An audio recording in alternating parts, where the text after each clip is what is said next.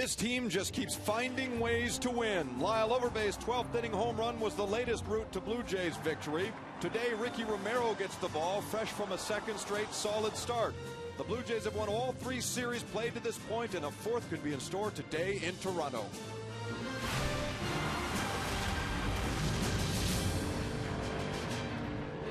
The only thing cold around here is the weather. It's a chilly one this afternoon, but the red-hot Blue Jays don't mind. They're 9-4, their best start since 2001. It's a popular ticket, too. Lyle Overbay bobblehead day, and it just so happens Lyle was the hero in yesterday's game. He'll be getting his turn today against the Oakland A's. Ricky Romero makes his 3rd start of the big league season up against, well, an old friend on the A's. We'll deal with that during the broadcast. Hello and welcome. I'm Jamie Campbell, joined by Rance Mullinix. Good morning to many of our Western viewers. And so far, so good for the Blue Jays. In fact, they have yet to lose a series this year, Rance. No, a chance this afternoon with a W to win their 4th in a row. And a big part of that has been their late inning magic. From the 7th inning on, they have been outstanding. 3 victories in 4 games against Detroit. They took Cleveland 2 out of 3, and then 3 victories in Minnesota. So tied with Oakland, 1 apiece here. They could win the series with this afternoon's game, and they'll face Dallas Braden, a left-hander. Yes, and Dallas Braden, his best pitch is his changeup. If he's going to have a good outing this afternoon, he's going to have to throw it in any count and throw it for strikes. Ricky Romero hasn't had a bad outing yet at the big league level. On Tuesday, he faced the Twins, went 8 innings, allowed just 2 runs on 8 hits, and got out of a big-time jam in the 6th inning with 1 out and the bases loaded. Joe Creedy up, and he gets the comebacker, almost airmailed it past Barajas, but they complete the 1-2-3 double play, and the Blue Jays would end up losing that game in the 11th, a no decision for Romero in this one. So 2 good starts for Romero. He'll be on the hill today, and we'll see if he can get the job done against the Oakland A's and secure yet another series victory. So it is Lyle Overbay bobblehead day. 10,000 of them handed out. The hero from last night will certainly try to go deep again. The first pitch is next on Sportsnet.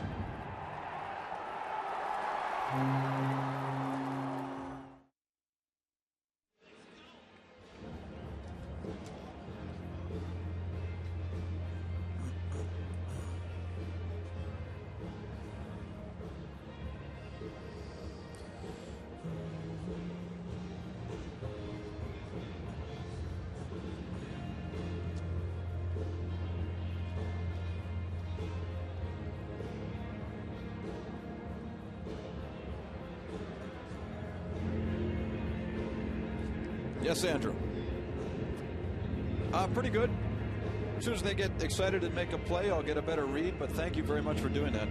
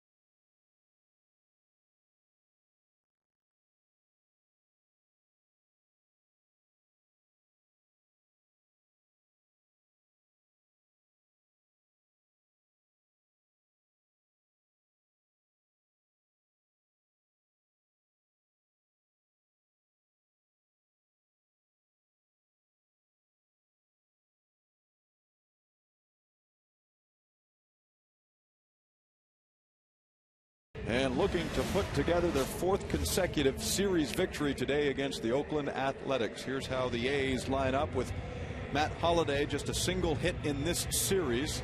He'll be batting 4th for Bob Guerin's team. Some changes. Eric Chavez plays his first game in a week. He's going to be at 3rd base. And Landon Powell, a major league rookie who just debuted about a week ago, is down at the bottom of the order playing first base. And so Ricky Romero, who's had a very good start to his big league career, takes the hill for a 3rd time. He's 1-0 on the year. 2.57 ERA, made an adjustment in spring training, and his control has gotten a lot better. He's just 2 walks and 14 innings of work. That's outstanding. Ricky's 24 years of age and hails from East Los Angeles, a 1st-round pick back in 2005, and here's what he features. A pretty good fastball that can be sneaky, top out at about 92. A very, very good overhand curveball, and he will mix in a changeup. And again, location is key for Ricky Romero this afternoon. Defensively, the Toronto Blue Jays will look like this afternoon. Snyder in left, Wells in center, Rios in right. Roland back at 3rd this afternoon. Scudero at short, Hill at 2nd, Overbay at 1st. Chavez behind the plate, and Romero on the mound. And here we go. Strike 1 to open the ball game. Romero combining with Raul Chavez behind home. He makes his Blue Jay debut today. 2nd pitch to Sweeney, strike 2, and the kid is working quickly and getting ahead.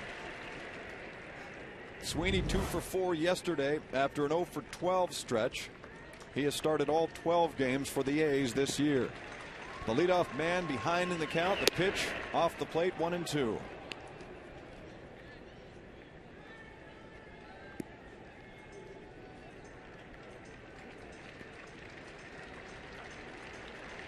Here's the windup and the pitch, a breaking ball that is high. 2 balls and 2 strikes. About a week into March, Romero was on the verge of being sent to minor league camp, but Brad Arnsberg said, I want to do a few things with him and see if we can correct some mechanics. They did, and here he is playing an important role in the Blue Jay rotation.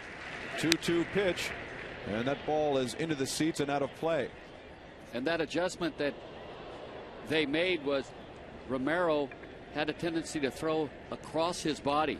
So they had his right foot, his landing foot, landing more in line with the strike zone or home plate, and that has really helped his control.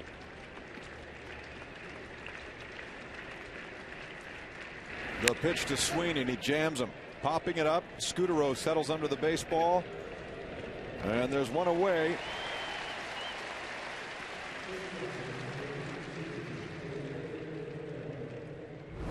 So Andy Fletcher will be standing behind Chavez today with the crew chief, Tim McClelland, over at first base.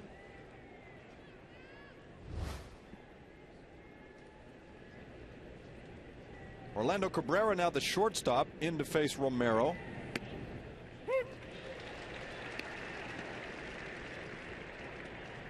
And like the Blue Jays yesterday against Trevor Cahill, here's a first look for the A's at Ricky Romero. 1 ball and 1 strike. Cabrera just 1 for 8 in the series. He's got a couple of walks, a run scored, and he was caught stealing.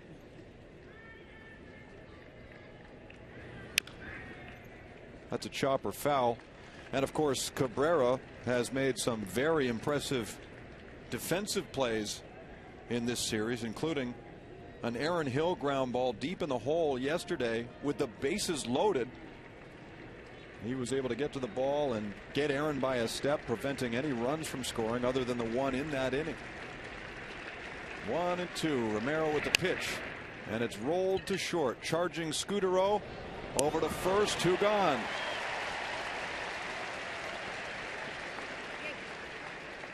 Nice play by Marco Scudero. You can tell by just the demeanor of Ricky Romero on the mound that he's very confident and sure of himself. And that's new, to be perfectly honest with you. One of the things that Brad Arnsberg tried to instill in Romero was to love your craft, as Brad put it.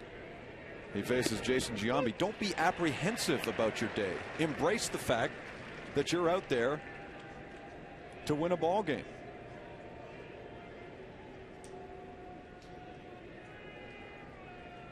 Here's the 0-1 pitch to Giambi, and that runs in on him. And it's easy to see why Ricky Romero for a time would not have any confidence, because he had to listen to all the talk about how he was selected right ahead of Troy Tulowitzki in the 05 draft. And he struggled for quite some time at the minor league level. 0-2 pitch, and it's hit to right field on a line, hit sharply and misplayed by Alex Rios. He might have found that ball lost in the lights.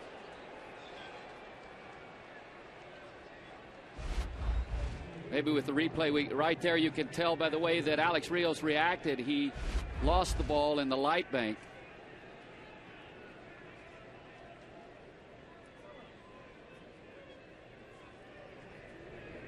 So scribble E9 in your scorecard. Put Giambi at first base and bring Matt Holliday to the plate. Holliday hitting just .244 in his first go with the A's. No home runs, 9 driven in. The inning is extended on the error by Rios. Just 1 hit for Holliday in this series. You know, it's just a question of time before Matt Holliday heats up. You just hope that it's not this afternoon, and maybe when he gets to New York. Little roller, and it squirts foul. To go back what you were talking about, Brad Arnsberg, and what he passed along to Ricky Romero about embracing the opportunity. One of the things you have to do in order to have success anywhere out on the field is you have to believe in yourself. You really have to believe that you can do it. And that's a major hurdle, especially for a young player oftentimes, to get through.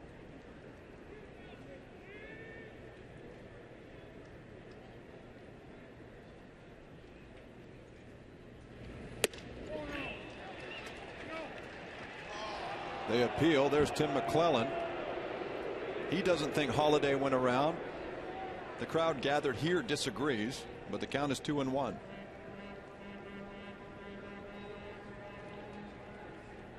Ricky taking advantage of an opportunity here after injuries to Markham, McGowan, and most recently Casey Jansen. Gets a swing from Holliday. 2 balls and 2 strikes. It's funny, Rance, if everybody had been healthy, Romero probably would not be pitching at this level right now. No, but due to injury, the opportunity has presented itself. He made some changes, and so far, the young man's off to a very good start here in 09. He's got 2 strikes on Holliday. Giambi at first. Here comes the pitch in the dirt. So it'll be 3-2 on the number 4 hitter.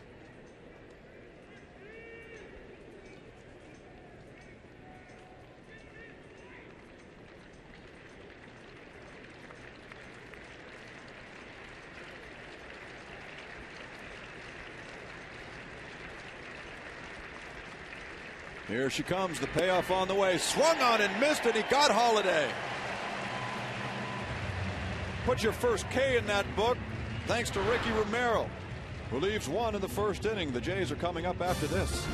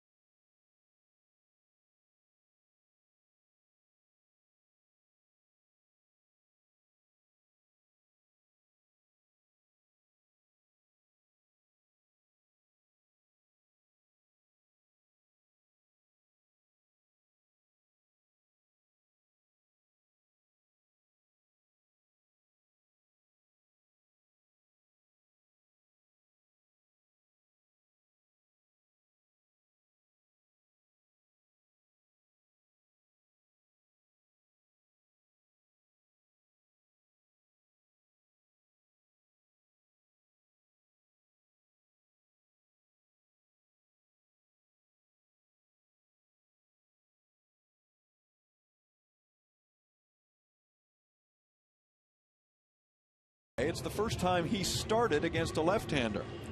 And that left-hander is a 25-year-old from Stockton, California, named Dallas Braden, who goes to the hill for the third time today for the Oakland A's. Dallas Braden comes into the afternoon's ball game with a 3.75 ERA and 2 starts. 15 hits allowed in 12 innings of work. Not a power pitcher. First man up for the Blue Jays is Marco Scutaro, who has successfully reached base in all 13 games this year. Tied for second in the American League with walks.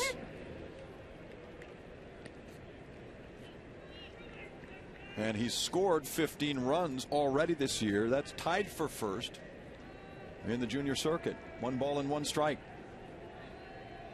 I was talking to Ray Fosse about Marco Scutaro and how good a player he really is. And his comment to me was, we really miss him in Oakland.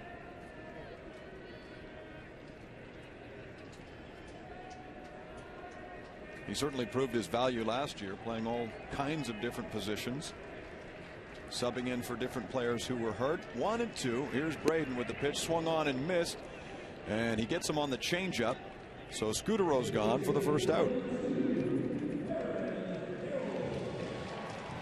Dallas Braden has a fastball that he will cut and sink, top out at about 89-90, a slider and a change, and the change is his key pitch. You just saw him strike out Marco Scutaro with it. He will throw it at any point in the count, and he has to use it effectively if he's going to be successful. Here's Aaron Hill now. Aaron leads the big leagues with 22 hits,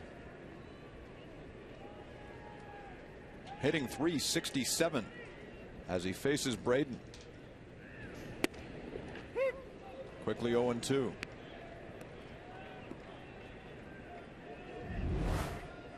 Braden has been known to throw a screwball, but the A's have tried to discourage it. Probably a good idea, due to the fact that it puts a lot of pressure on your arm. Lofted to left field, a liner that hangs up for Holiday, and I wonder if he was battling the lights too. No doubt by his reaction he was. Defensively, the A's this afternoon will be Holiday, Sweeney, and Cust in the outfield. Chavez, Cabrera on the left side of the infield. On the right side of the infield, it will be Ellis and Powell. Suzuki catching, and Dallas Braden pitching this afternoon for the Oakland A's. No question there. Holiday had some trouble. Rance, what is wrong with Alex Rios? I talked to Gene Tennis prior to today's game and asked him about Alex Rios, and he said he's just mentally indecisive.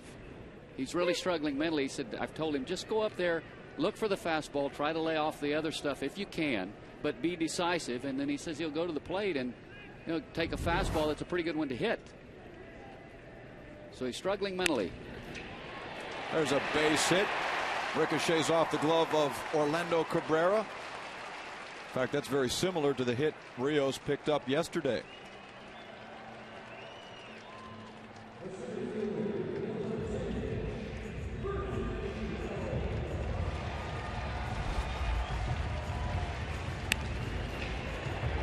Ball hit sharply. Nice effort by Cabrera. The way he's played in the series, it's surprising that he didn't come up with it, but Alex Rios with a good start this afternoon. Cabrera is trying to get the attention of Mark Ellis as Vernon Wells steps in for the Blue Jays. The man at first is Rios. Dallas Braden has one of the best pickoff moves in the American League.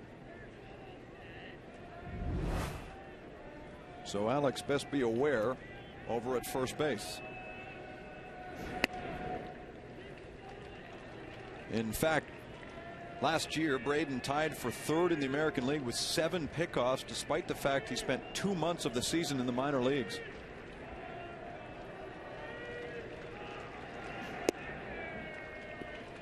Two balls and no strikes on Vernon. The next home run Vernon hits will pass Jesse Barfield for sole possession of 4th on the Blue Jays all-time list. Next stop, George Bell at 2:02. Here's a chopper back to the pitcher, and Braden fires to first to get Wells.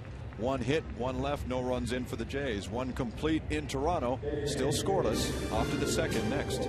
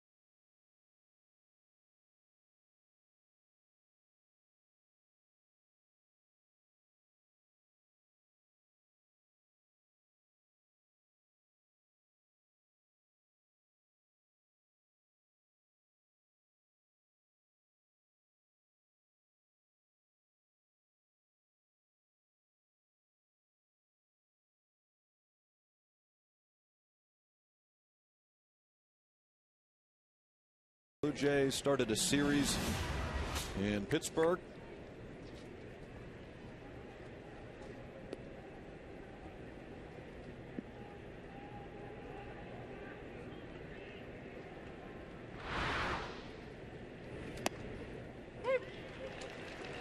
Jack Cust is the hitter here as he leads off the second. The Angels have the best record since Cito's return. The Blue Jays coming in right behind them. He's in good company there.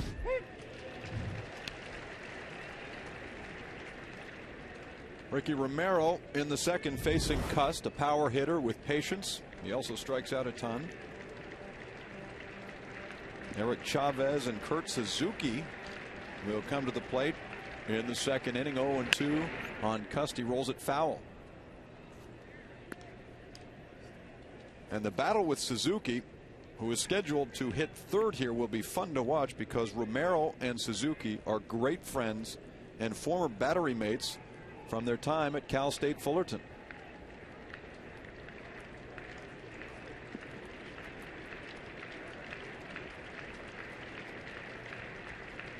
Romero shakes off Chavez a couple of times on the 0-2. Goes with a breaking ball over the head of Cust.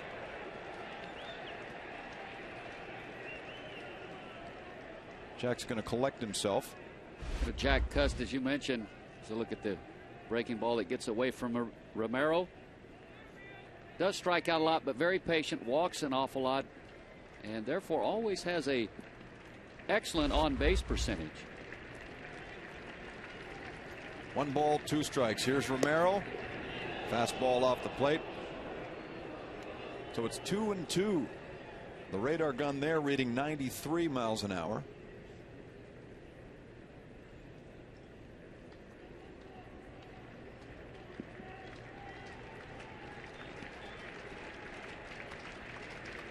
Two pitch, fastball again, and what a stab there by Marco Scutaro. Oh!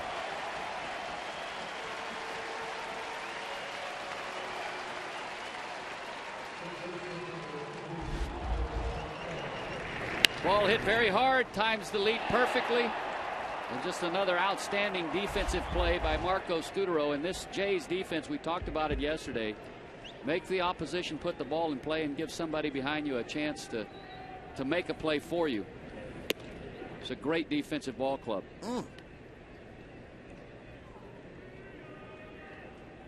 And because of the shift on Cust, Scudero was not in his normal position. Shifted all the way around to the right side as Eric Chavez fouls one out of play. He's playing for the first time in a week.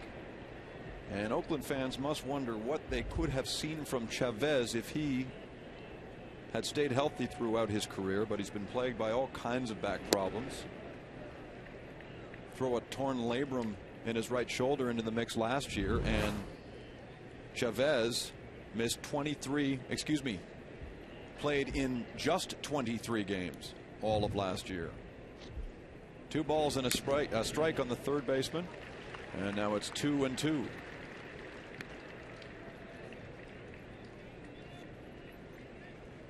And playing on AstroTurf with a bad back is most certainly a difficult thing to do. Of course, he just got to get through one ball game this afternoon. 2-2 pitch. Now 3-2.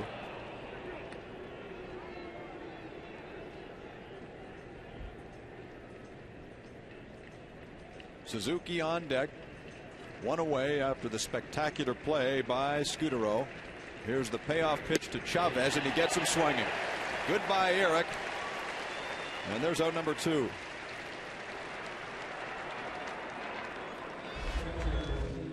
This fastball actually looks like it has a little sink to it. Chavez swinging right over the top of it.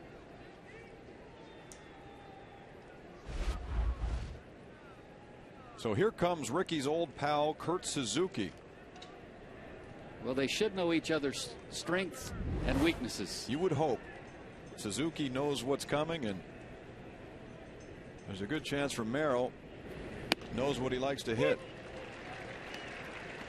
Together, they led Cal State Fullerton to a College World Series title back in 2004, the year before Romero was drafted in the first round.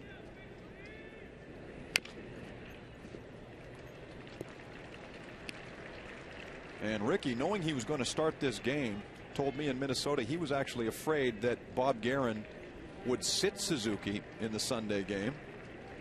He wanted this matchup. And right now he's ahead of him 0-2. Looking for a little bragging rights. Well, at least on the first plate appearance. Some high cheese there. It's fouled away.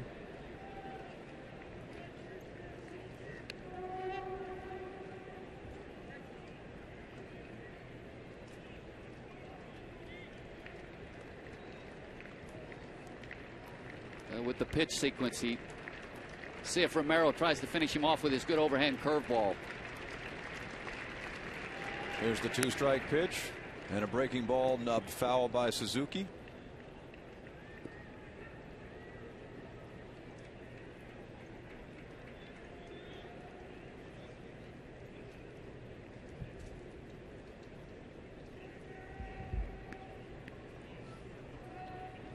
Not a whole lot of power in Suzuki's bat.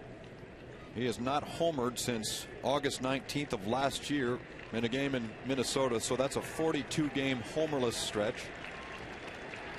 Behind in the count, 0-2. Here it comes, waved and missed, and Romero wins the first battle with his old pal. Good start for Ricky. We go to the bottom of the second.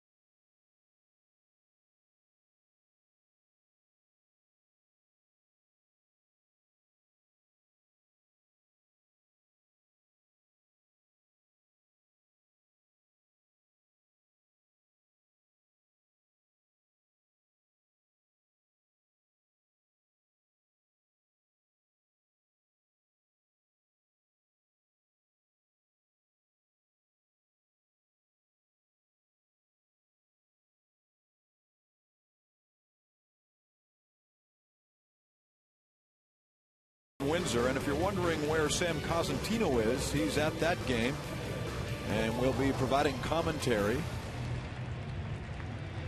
of Game 3 between the Spitfires and the Knights. Peter Labardius on hand to call the play-by-play. That's immediately following this game here at Rogers Center. So it's Jamie Campbell with Rance Mullenix today as Kevin Millar steps in to begin the last of the second inning. And he faces the soft-tossing lefty Dallas Braden. And haven't the Blue Jays historically had trouble with pitchers like this? It'll be Millar, Rowland, and Overbay in the second inning. Millar had a good series in Minnesota, hitting that grand slam off R.A. Dickey as part of a 7-run seventh inning in the game played on Thursday.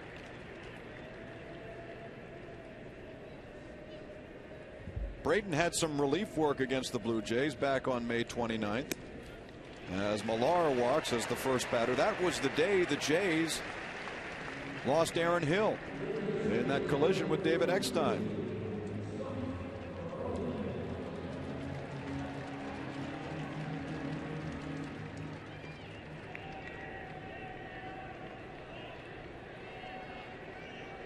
Here's Scott Rowland, who sat out yesterday and got a breather.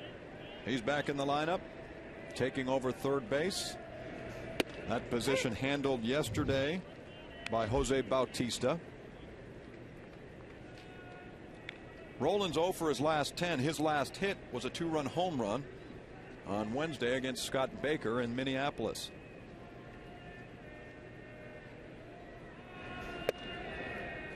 One ball and one strike on Rowland.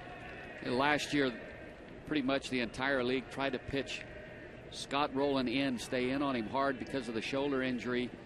Had trouble catching up with the fastball middle in. But so far this year,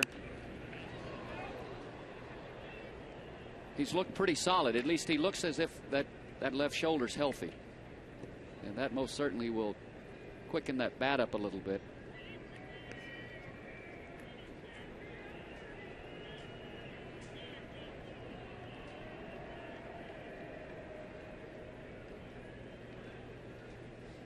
One and two. Here's Braden with the pitch. And Rowland pops it up, playable for Ellis.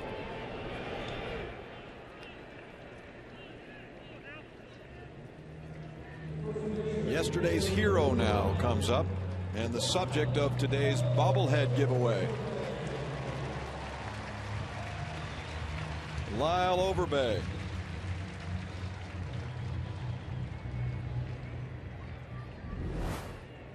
Lyle Overbay started to heat up over his last 3 games. 2 home runs, 6 RBIs.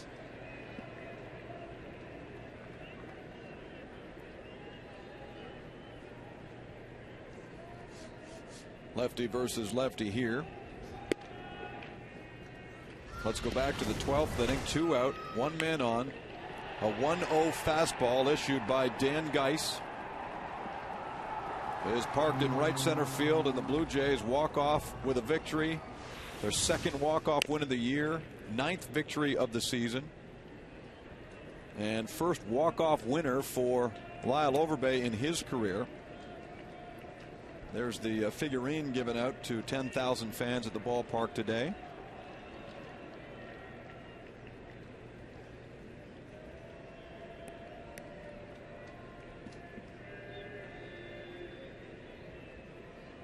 One ball and one strike.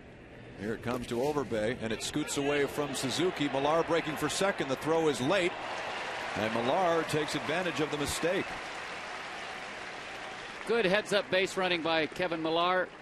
Sees the ball get away from Kurt Suzuki. No hesitation. Goes right away and is now in scoring position easily.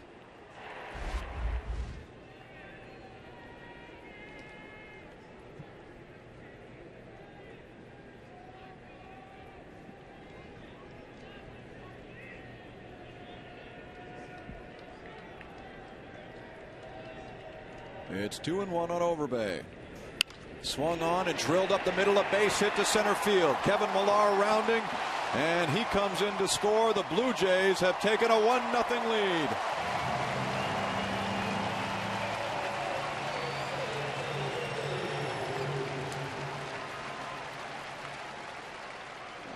Overbay picks up right where he left off yesterday with a RBI base hit right back through the box. He stayed on that pitch beautifully.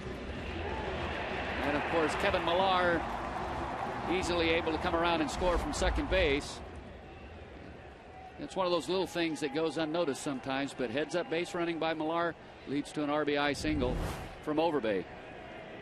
Raul Chavez now, who hit .348 in 11 spring games with the Blue Jays, summoned 2 days ago after the injury to Michael Barrett on Friday night.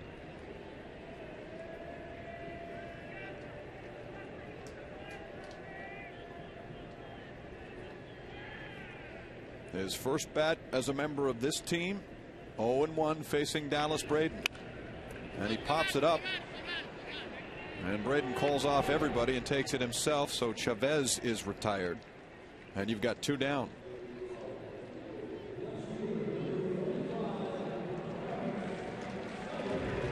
And for the first time this year, Travis Snider gets a starting assignment against a left-hander. And as much as the late inning heroics belonged to Overbay yesterday, it was Snider's clutch single in the 6th inning with the infield drawn in that scored Overbay to tie the game and eventually force extras. So here's the kid from the state of Washington.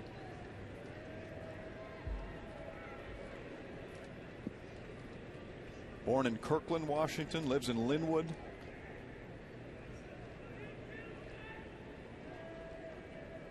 And the throw over. Overbay wasn't taking a huge lead anyway.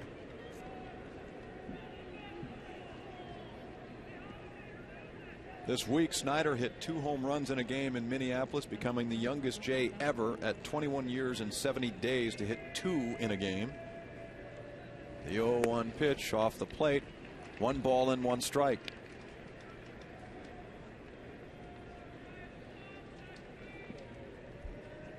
Travis was promoted by the Jays last August when the Blue Jays sent Matt Stairs to Philadelphia. Here's the 1-1. He swings and fouls it away and made his big league debut the next day at Yankee Stadium and doubled off Carl Pavano in the 6th inning. And he was grateful to the Blue Jays for promoting him when they did, because otherwise he would never have gotten an opportunity to play at old Yankee Stadium.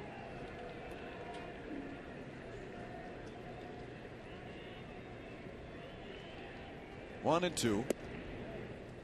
Now 2 balls and 2 strikes.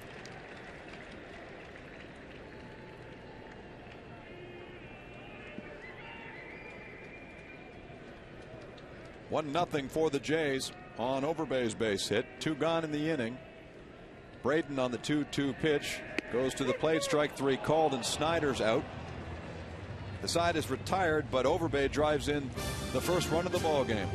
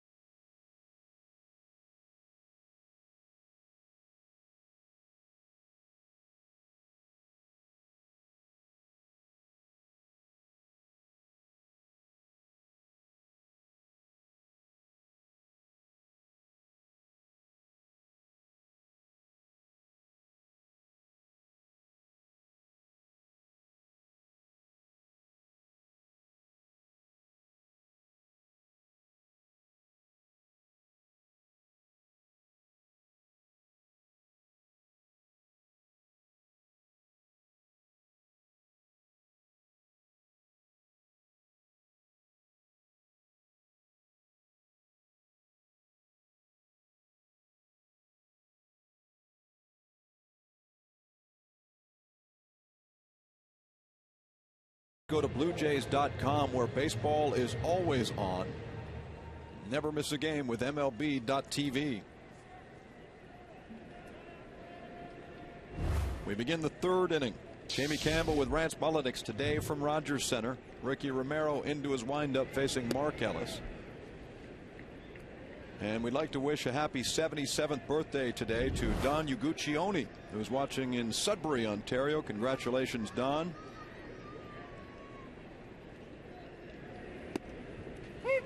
One ball and one strike on Mark Ellis.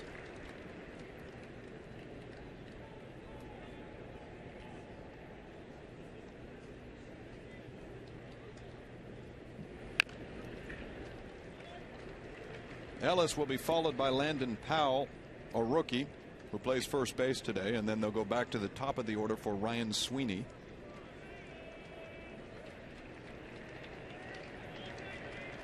Powell, as you can see, is rather large, 6'3" and 260 pounds.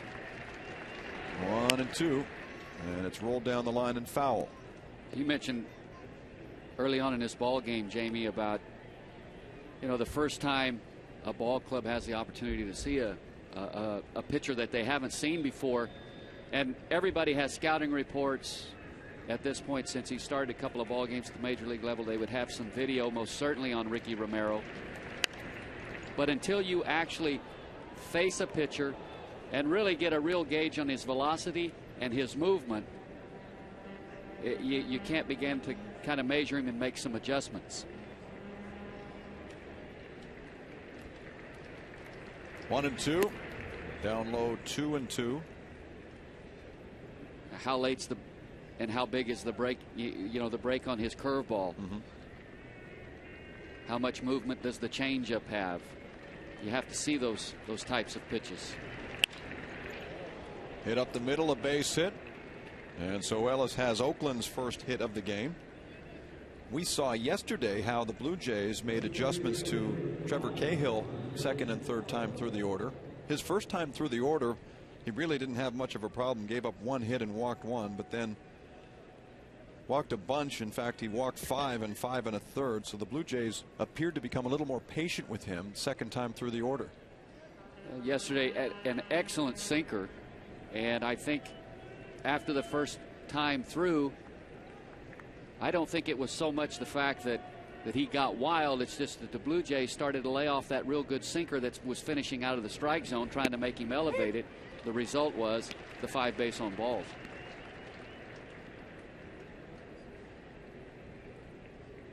Here's Powell, who made his big league debut last Saturday against the Mariners and picked up a 2-run double off Felix Hernandez.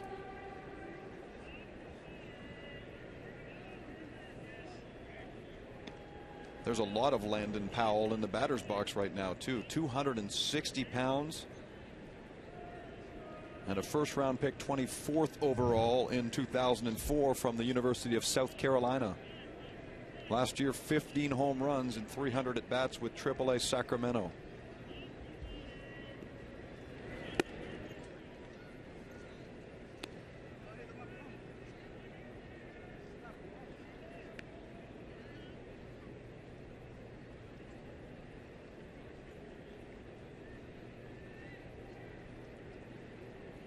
Toronto with the early lead. Man on first, nobody out.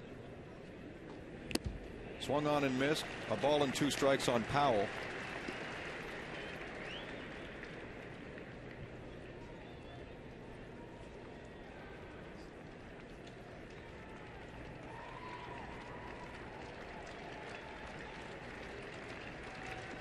Mark Ellis over at first base with 14 stolen bases last year. He doesn't run a lot, but you have to pay attention to him. Hit in the air, high to left center field. Vernon Wells is there to put Powell away. If you don't let Mark Ellis know that you're aware that he's over there and throw over once in a while and maybe kind of stagger your delivery to the plate a little bit, if he feels he's got you read, he will run. And back comes Ryan Sweeney. He popped out to Marco Scutaro his first time up. Rance, you were talking about adjustments and that kind of thing. We had a conversation with Toronto Sun baseball writer Bob Elliott in Minneapolis. Bob had done a little research that showed that about, I think it was 75 to 80% of no-hitters take place in either April or September. And there are a wealth of reasons for it. As Sweeney pounds this ball to center field, and it's well over the head of Rios and Wells. Here's Vernon bringing it in. And Ellis is rounding, charging for home. Here's the throw, and he is gone. Not even in question.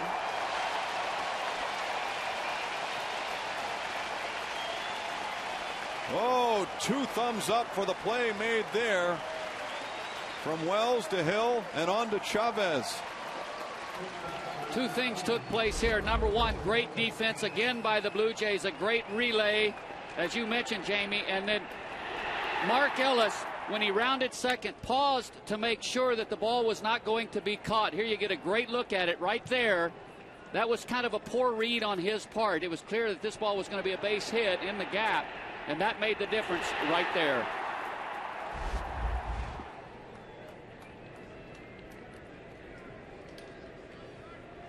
So the Blue Jays hang on to their 1-0 lead despite the double by Sweeney. And Cabrera flies to left field, backing up Snyder. No damage done. Great defense comes into play as Romero maintains a shutout on the A's.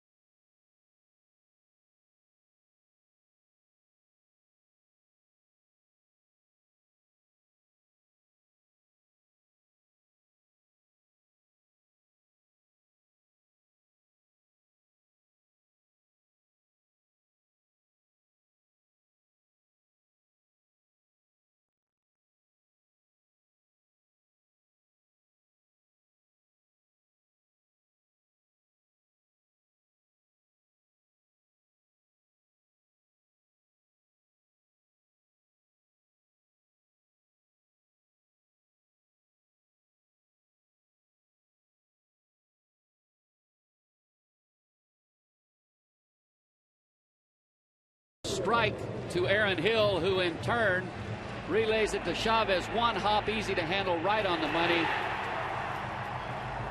Great play. And I don't know if you caught the glimpse of Mike Gallego, the third base coach of the A's, who was fervently waving Ellis around third and then slowed down considerably and realized, I think he's going to get thrown out. And he did.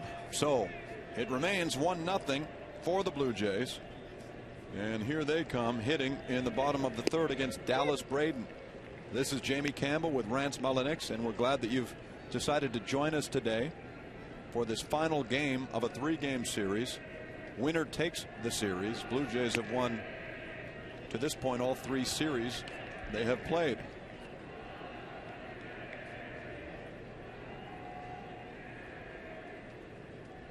If Marco Scutaro had his way yesterday, the Blue Jays wouldn't have gone to extra innings, because in the 9th he walked, advanced to second on a fly out to center field, and then quickly stole third base. So the Blue Jays had a man on third, 1-out situation in the bottom of the 9th, but couldn't bring him home.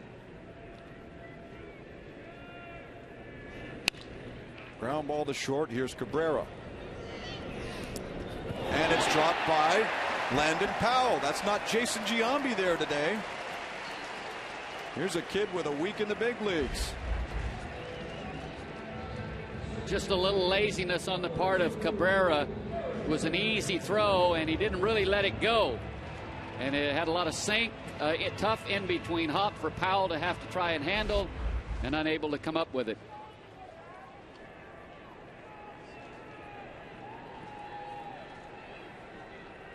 So Scutaro, gets on the throwing error by Cabrera. Aaron Hill now.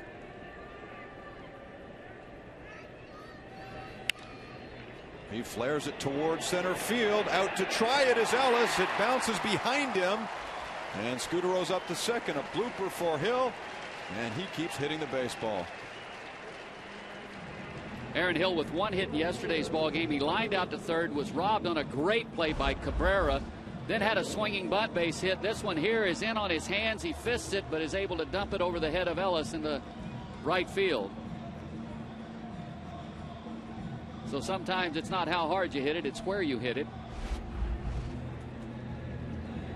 So here are the Blue Jays, Rance, in the third, trying to take advantage yet again of opportunity. Remember last inning, Kevin Millar had walked and was able to advance to second base on a wild pitch, put him in scoring position, and Lyle Overbay brought him home with a base hit. Can they do it again here? Alex Rios is 1 for 1. First and second, nobody out.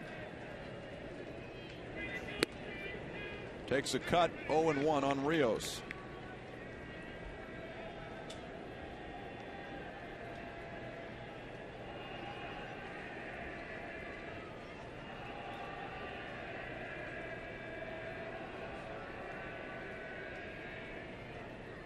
Scutaro's dancing off of second base. The count is 1-1 on Alex.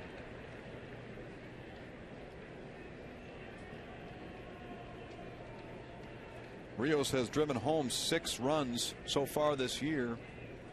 An opportunity here for the guys in the 3 and 4 hole to do what they're supposed to do, as the pitcher looks Scutaro back to second.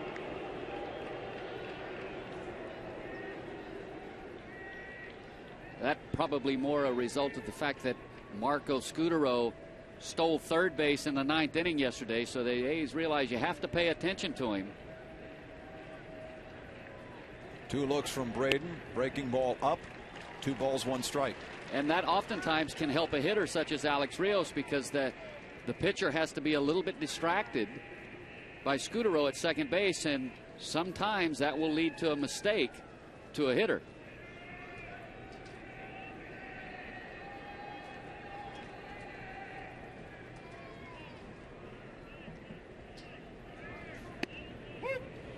A fastball at 88 miles an hour for a 2-2 count.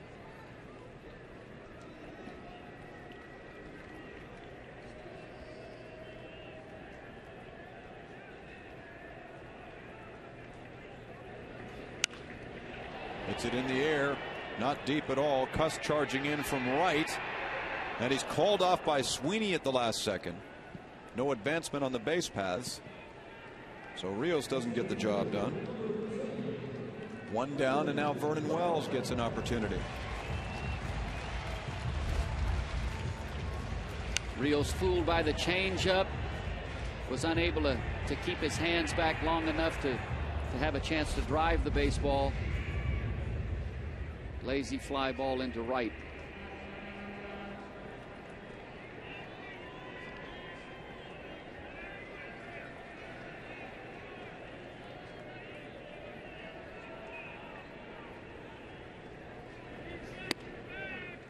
One 1-0 on Vernon.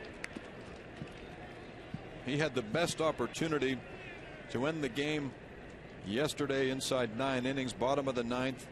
Scutaro at third, 1 out. Infield drawn in, and Vernon grounded into a fielder's choice. Scutaro was thrown out at home. Dallas Braden, so far this afternoon, he has done a nice job of pitching in with his fastball to make the changeup effective. First pitch to Wells, a fastball in. Let's see if he tries to go change up here, get him a little out front. Hit to left field. Holiday over, and Mr. Wells is retired. So you're right, Rance. He did come back with a changeup.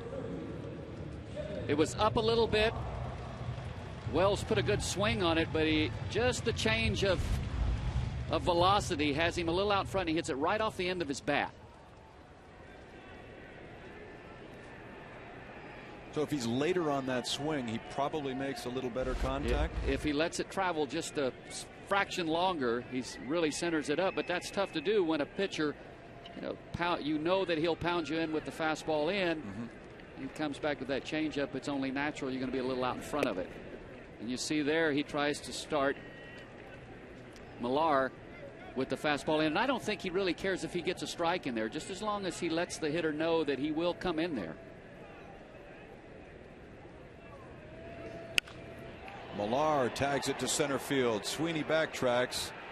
And that's it. First and second, nobody out in the third, but the Blue Jays cannot take advantage of that opportunity.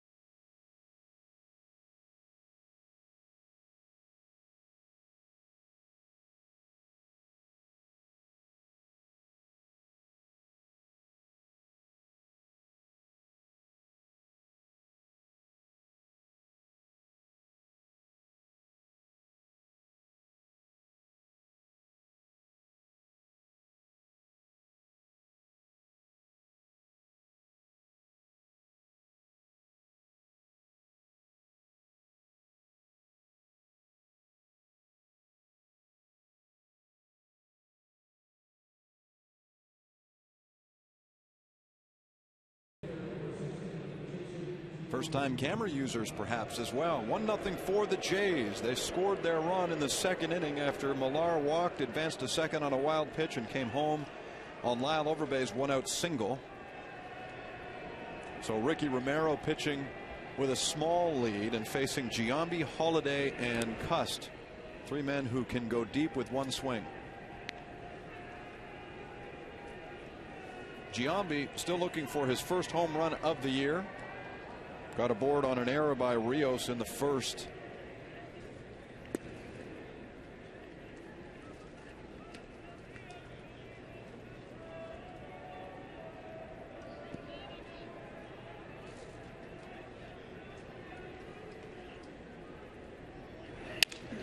Broken bat, and it's rolled to Roland. Giambi's gone for the first out. Thrown out 5-3, and now Matt Holliday, who was a victim of one of Ricky Romero's curveballs in the first, is back. He struck out.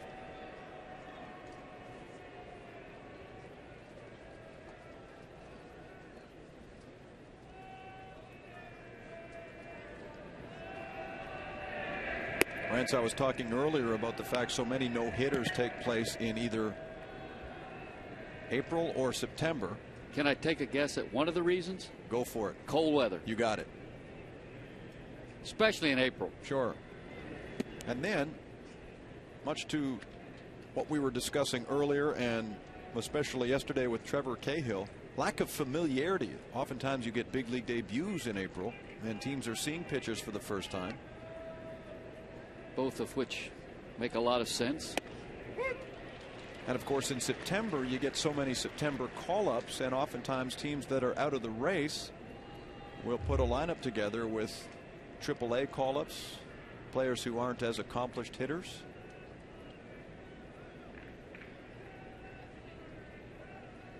Two and one now.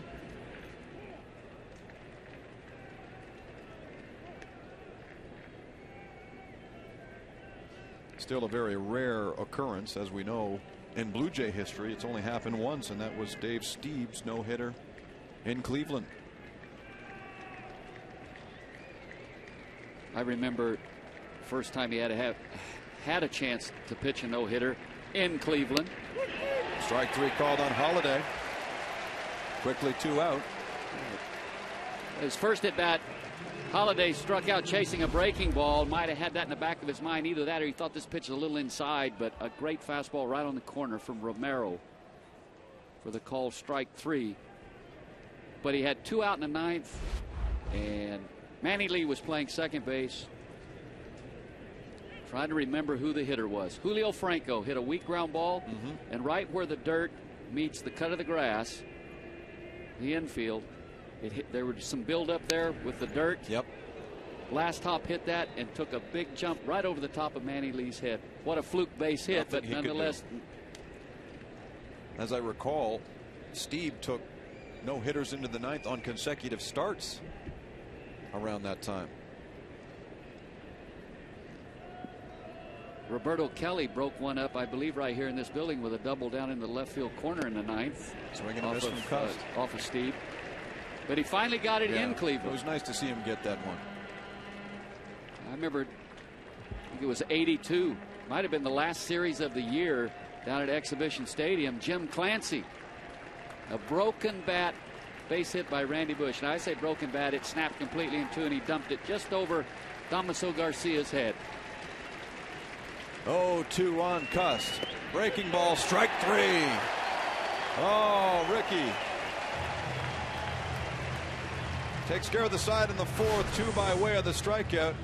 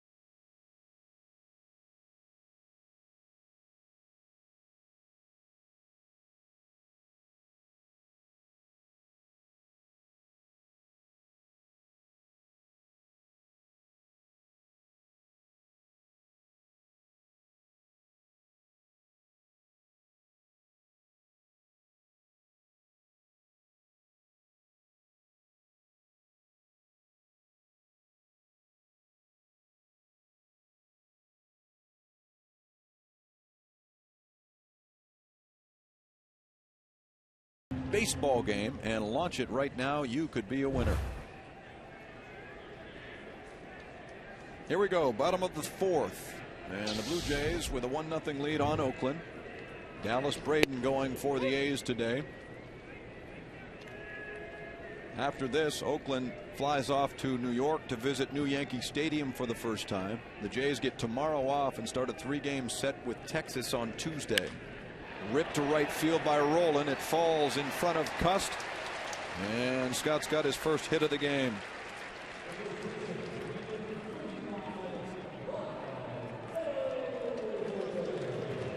Scott Rowland now with 15 hits this year. Fastball. And 45 at bats. Excuse me, Jamie. Fastball up and out over the plate. Nice job to drive it hard into right field.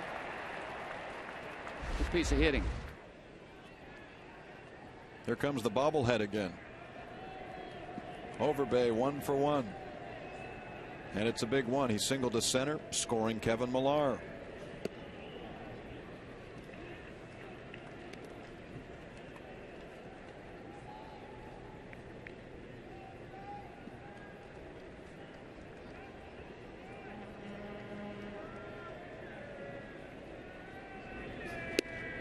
Swing and a miss. Today's Fast Fact brought to you by Rogers High-Speed Internet, the fastest and most reliable, period.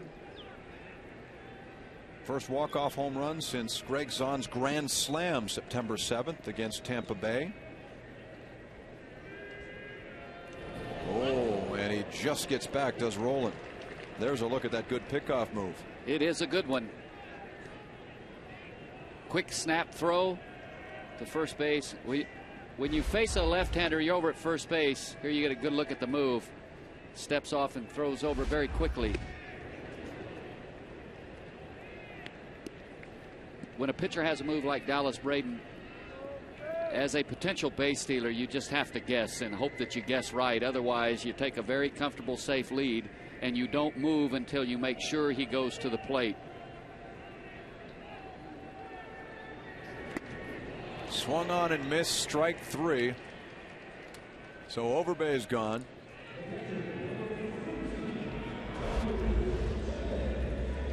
Good breaking ball. Has Overbay out in front.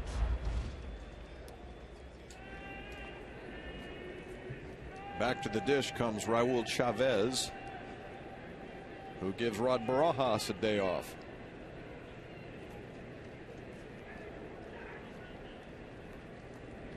It's a good thing he didn't have to play yesterday, because Chavez got the word about being recalled on Friday night after Las Vegas had flown from Salt Lake City back home. And then Chavez got on a red eye and arrived yesterday morning from Las Vegas at about 6:30 a.m. I saw him at batting practice yesterday and had that glassy look, you know, when you're just completely exhausted. So here's hoping Chavez got a good sleep last night and he's ready to go today.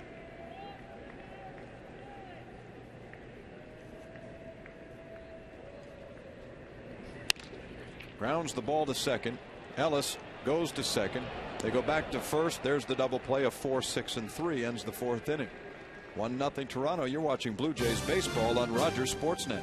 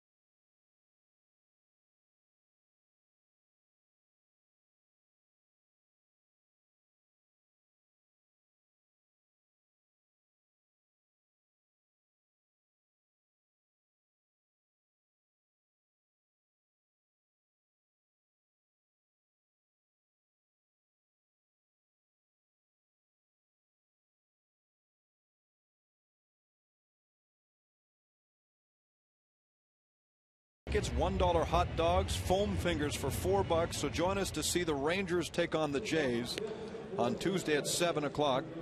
416-341-1234. That's the number to call for information. And we dug this one out of the archives. 1990, the final out by Junior Felix in right field, and finally Steve had his no-hitter. Certainly one that will be remembered by Blue Jay fans who watched it on TV.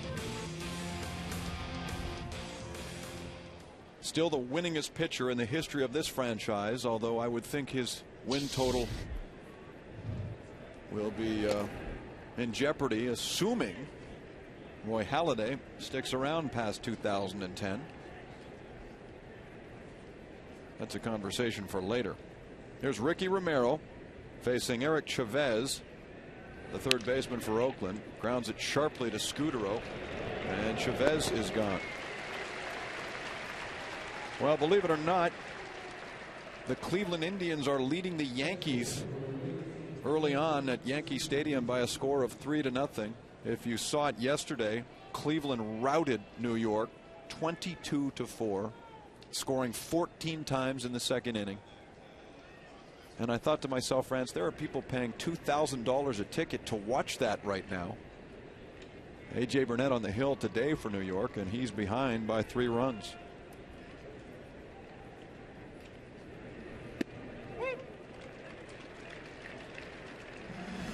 Mark DeRosa had a career-high 6 RBIs, and Scott Carson made the great point when we were in Cleveland. They were booing him. Well, I think he's got a total of 15 runs driven in already, puts him in the top 5 in the American League. Just an absolute massacre. And as DeRosa said afterward, quote, "Today was an aberration." No kidding. You don't score 22 that often. Here's Ricky Romero's old teammate again, Kurt Suzuki. 1-1.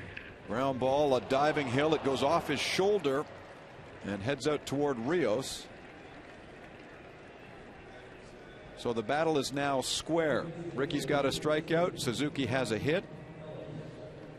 Suzuki hit the ball very hard. Aaron Hill, it looked like was going to be able to make a diving play on it. And after the ball kicked away from Aaron Hill, it looked as if the ball might have hit a seam in the turf and changed directions a little bit on him. Watch his reaction here. Actually, I think hit him off of his right hand. And he kind of looked down at the turf like the ball changed directions.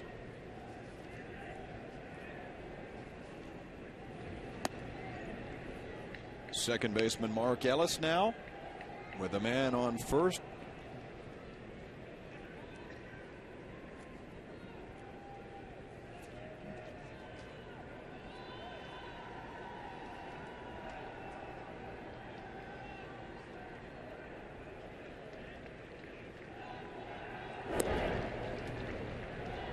The Blue Jays are 9-4.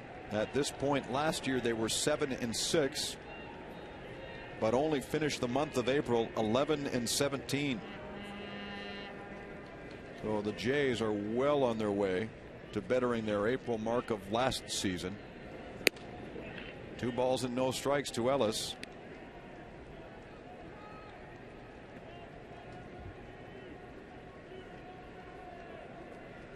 Bob Guerin, the manager of the Oakland A's, on occasion does like to hit and run. 2-0, got a good count to do it, especially with Ellis, pretty good contact hitter. 3 balls and no strikes.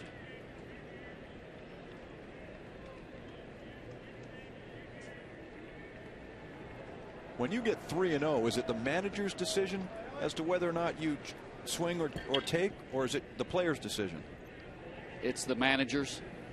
So the take sign is on there. 3 balls and 1 strike. And sometimes the manager, with certain hitters in certain situations, will give them the green light. If you get a pitch that you like, go ahead and hack away at it. But probably 80% of the time it's an automatic take. Ellis hits it to right field for Rios, and that's the second out. You know, Cito Gaston was telling us today that some players just don't like swinging at 3-0. Some players, with the count 3-0, speaking from experience, for me, I always felt like I would overswing. So instead of do that, just go ahead and take. And it's just sometimes a psychological thing that, you know, 3-0 you overswing, 3-1 you stay within yourself. Here's rookie Landon Powell. Romero looks at Suzuki over at first and throws a strike. So you overswing because, in essence, you kind of know what's coming. Well, you know you're going to get a fastball more than likely right down Broadway. And I think some hitters will just naturally try to do too much with the baseball. Here's the 0-1 pitch. And it's way up there, 1-1.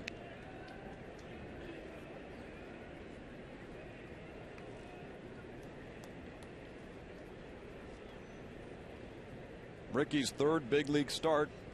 The first two were excellent showings.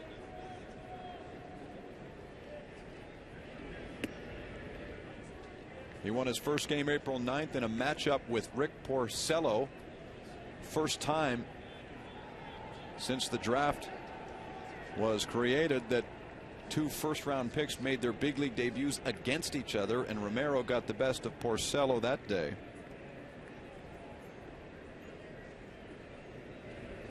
Swing and a miss, 2-2, and of course last Tuesday Ricky went 8 innings in Minneapolis, gave up just 2 runs on 8 hits in a no decision.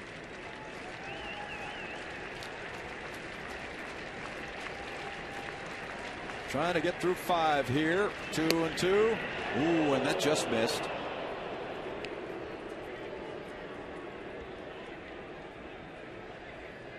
Andy Fletcher makes the determination that that's ball 3.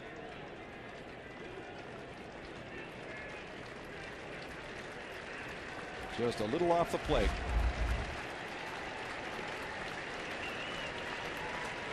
Here's the payoff then. It's down low and gets away from Chavez. And ball 4 to Powell. So the inning continues. And Ryan Sweeney's a good hitter.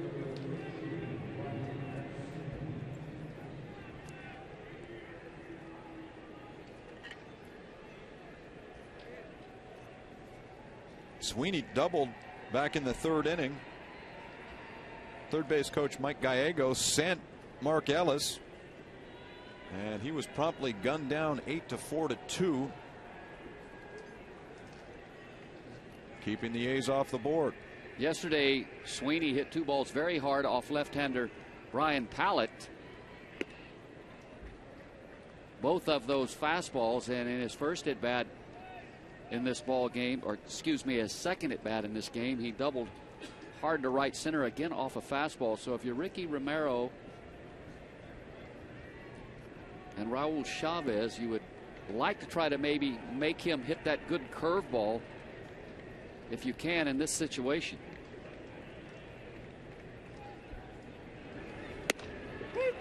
One and one. Sweeney does not look physically like your average leadoff hitter. I mean, normally you get those David Eckstein types up there. Short and fast, contact hitters, like to work the count. He looks like he could hit 4th for this team. He's behind 1-2. Romero with back-to-back fastballs in a good spot and on the outside corner. Here's Ricky trying to wiggle out of a 5th inning pickle. 2 on, 2 out, 1-2 pitch. Did he chase? No appeal. It's 2-2.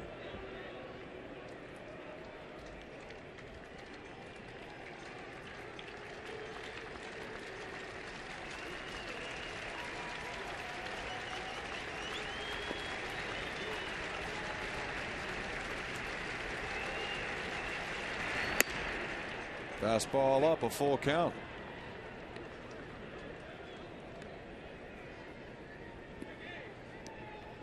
Base runners are set to go on the pitch. You've got Ellis over at first base, Kurt Suzuki up at second. The Blue Jays leading 1-0. Sweeney, who doubled in his last at bat, facing a 3-2 from Ricky Romero. It's on the way, and it's hit in the air. Deep to right field. Rios gives way to Wells, and Ricky works his way out of it. Up to the bottom of the 5th, Travis Snyder leads off for the Blue Jays.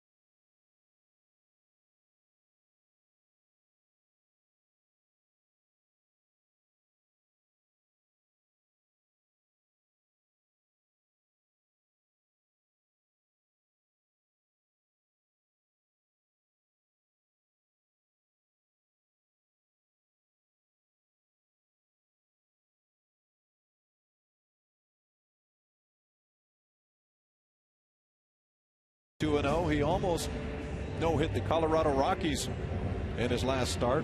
So join us tonight at 8 Eastern Time for Sunday Night Baseball here on Rogers Sportsnet. I'm Jamie Campbell with Rance Mullenix, sending out a special hello to those of you watching from hospitals and retirement homes across the country. Can't get out these days. We're glad that you've joined us to watch Blue Jays baseball on Sportsnet. Here's 21-year-old Travis Snider facing Dallas Braden again. Braden got him looking in the second inning for a strikeout.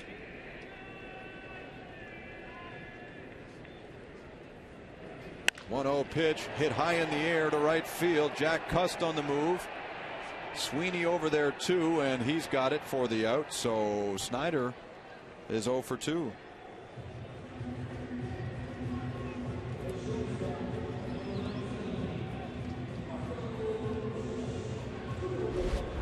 Travis Snider got himself a good pitch to hit, but just missed it.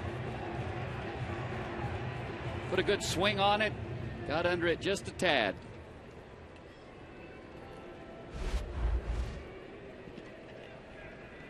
So Marco Scutaro then, who reached by way of the error last time up, and now has managed to reach base safely in all 14 games.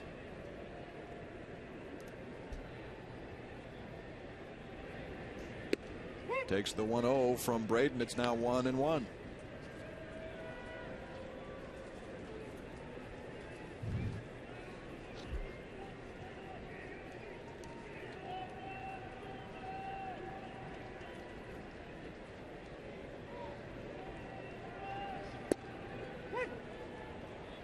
Braden was the losing pitcher on opening day for the A's, taking a 3-0 loss against the Angels in LA. So he's the fourth different A's pitcher to start opening day in the last 4 years. Ground ball to short. And Cabrera throws out Scutaro. Last year it was Joe Blanton. The year prior, Danny Herron. The year before that, Barry Zito. So it really gives you an indication as to how often the A's tend to go through pitchers. Lost some to injury, some to free agency. And of course this year have started with a very young staff, especially starting staff.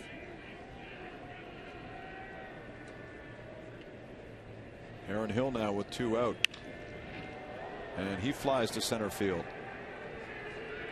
And that allows Braden to pick up a 1-2-3 fifth inning on just 7 pitches. 1-0 Toronto. Will be back after this.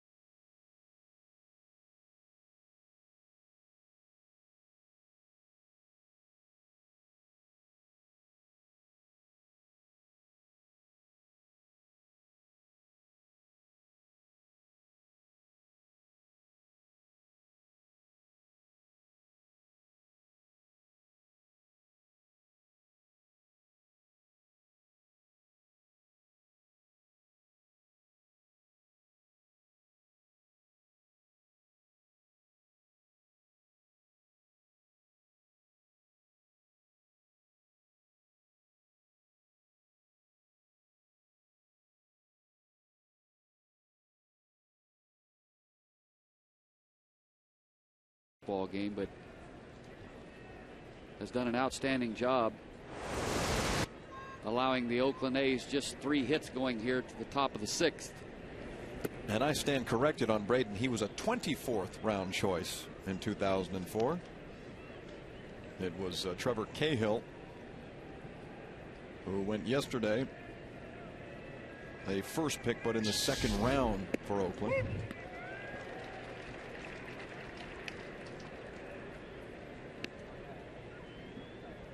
I think that's Braden toweling off.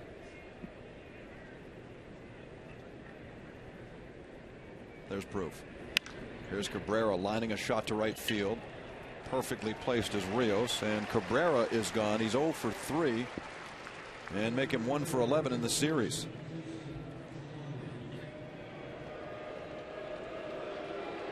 And back comes the Giambino, Jason Giambi.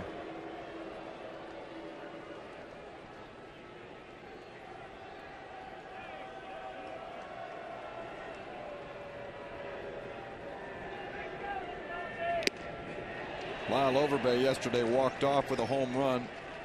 Giambi, you might remember last June the 5th at Yankee Stadium with a pinch hit 2-out 0-2 walk-off shot into the upper tank at Yankee Stadium against B.J. Ryan.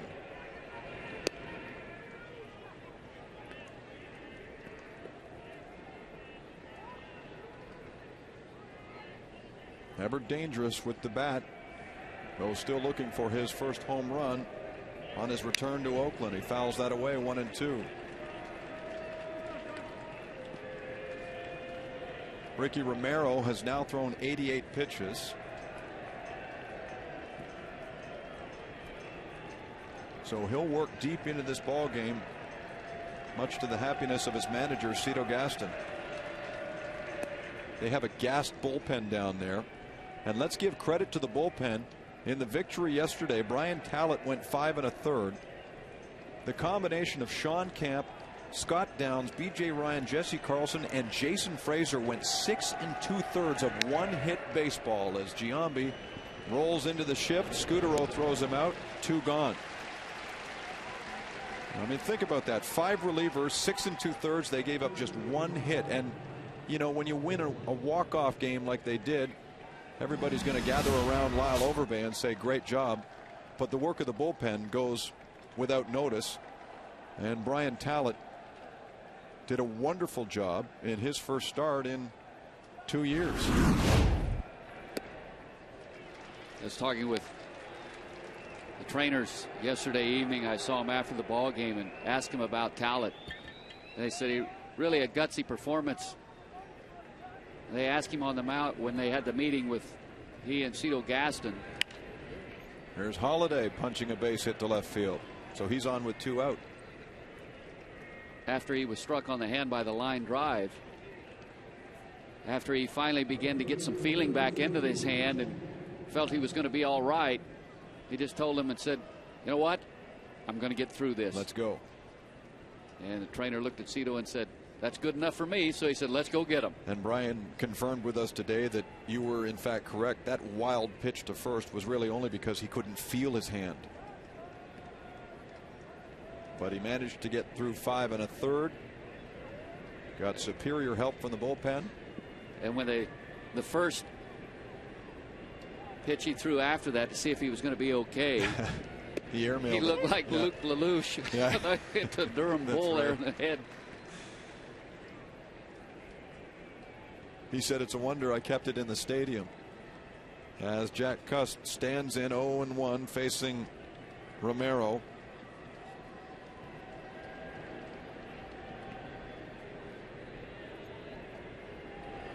The defensive play of the day so far comes off the bat of Cust. That was a line shot stabbed by Marco Scudero in the 2nd inning when Scudero had shifted to the right side.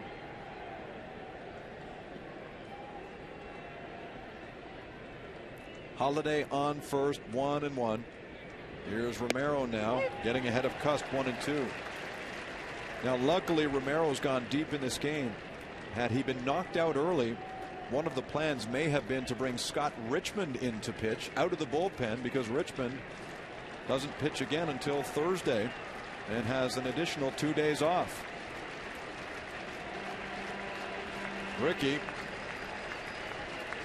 has not had a problem, though. He strikes out Cust and ends the 6th. Gives up a hit and leaves that man on base. So 5.5 in the books. The Blue Jays maintain a 1-0 lead.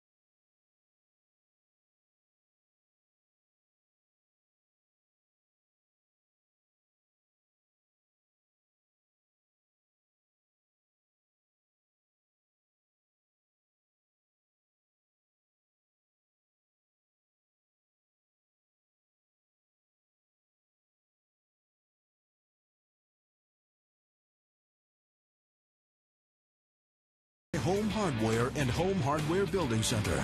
Homeowners helping homeowners.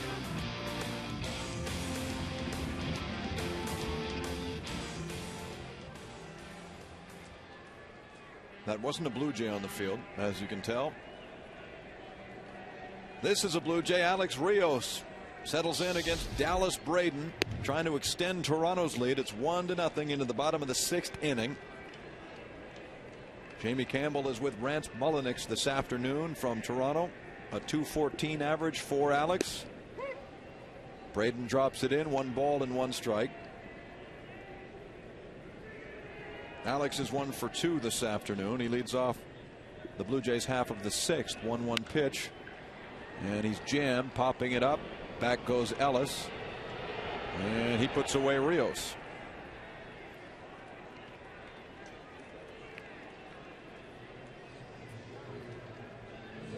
Like Cito said yesterday, 1 home run from Alex and he will probably come right out of his funk, because right now he is, as you pointed out, he's somewhat lost at the plate.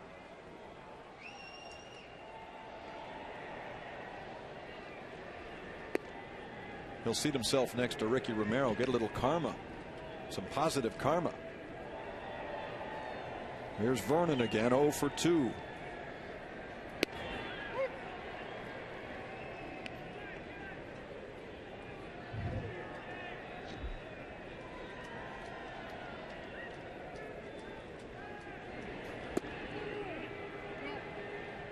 Two balls and 1 strike.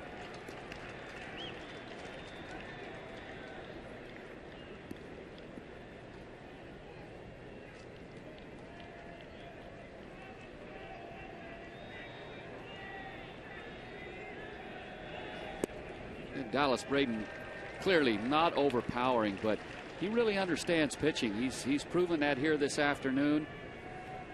Do a nice job overall for this Oakland A's ball club throughout the season.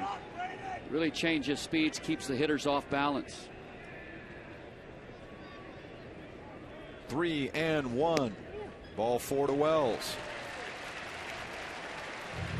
While Vernon heads for first,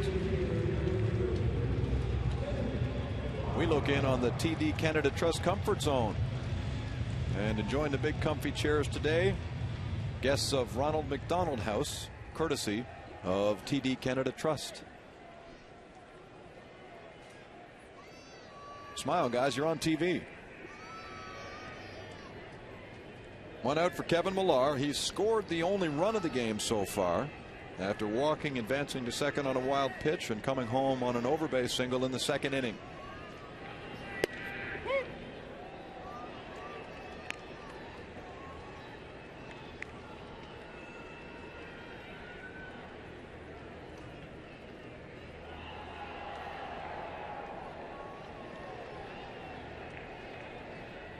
Snap throw, and Wells dives back.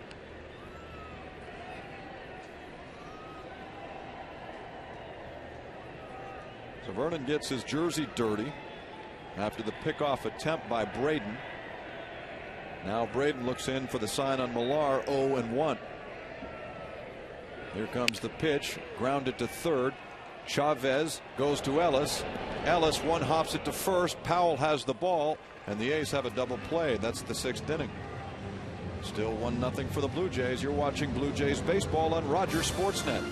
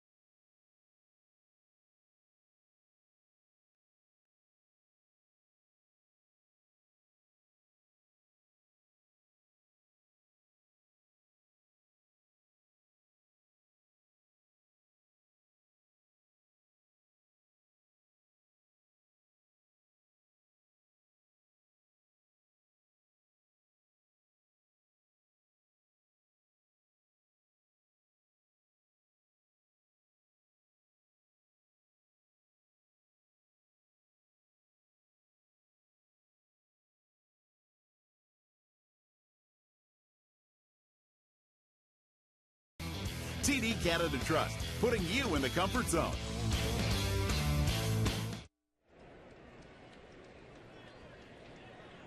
Here's the seventh inning from Toronto, and the Blue Jays leading 1-0 over the Oakland A's in the final game of this series. Ricky Romero sees the first pitch to Chavez, lifted to left field. Running over there and sliding into the padding is Travis Snyder.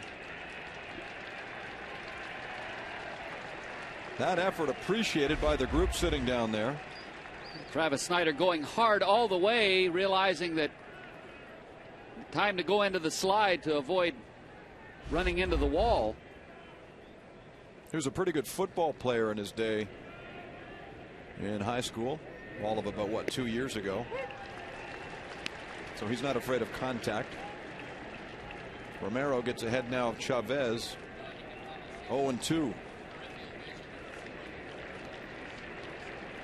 Here's the two-strike pitch coming on the ground, taken by Hill. And Chavez is out 4-3. You would think that the Blue Jays would be interested in giving a little run support to Ricky. This is a very similar situation to his start Tuesday in Minneapolis when he went 8 innings and the Blue Jays only scored 2 runs. That game was decided in extra innings, in the 11th, in fact, with the Twins walking off with their only victory in that series. So back to the game inside the game. Romero against his friend Suzuki. This battle is tied at 1. Romero struck him out on an 0-2 curveball in the second, while Suzuki managed a single to right field after he hit a hard one in the direction of Aaron Hill in the 5th.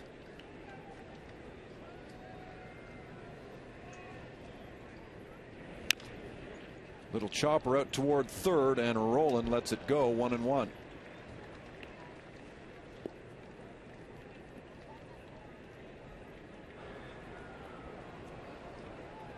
Sean Camp and Bill Murphy are warming up. Camp worked yesterday. Murphy on the right did not. Yesterday, the Blue Jays scored their first victory when scoring fewer than 5 runs. Normally, they've been blowing teams out.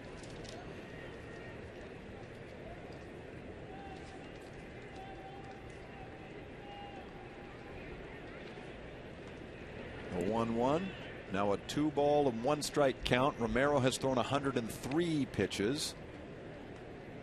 The Jays also have been, from the 7th inning on, from the standpoint of offense, pretty good this year also.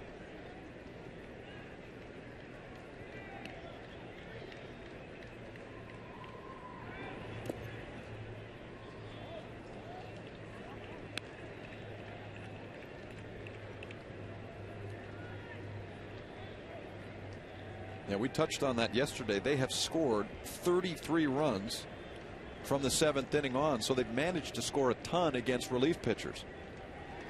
Into the windup, 3-1, ball 4, and Suzuki draws a walk.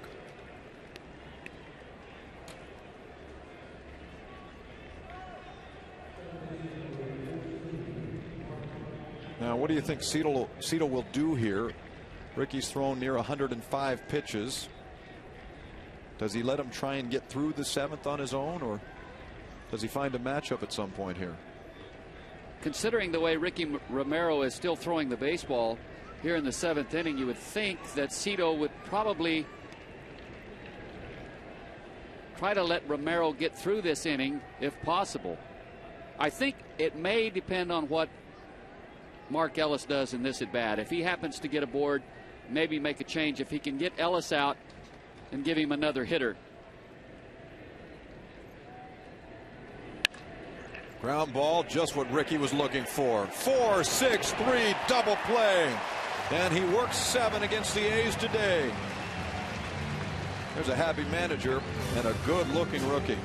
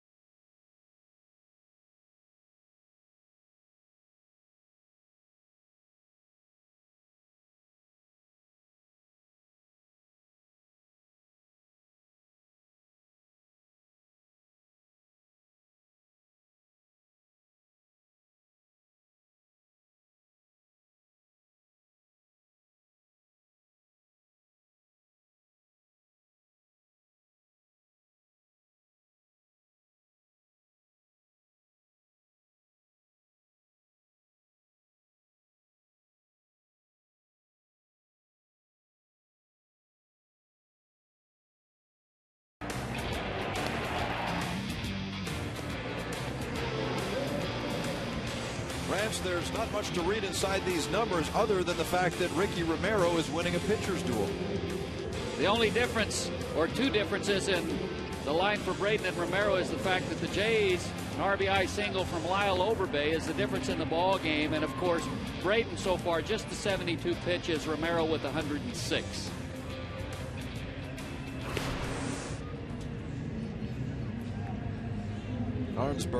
Brad Arnsberg has to be impressed yet again with what Romero has done to this point.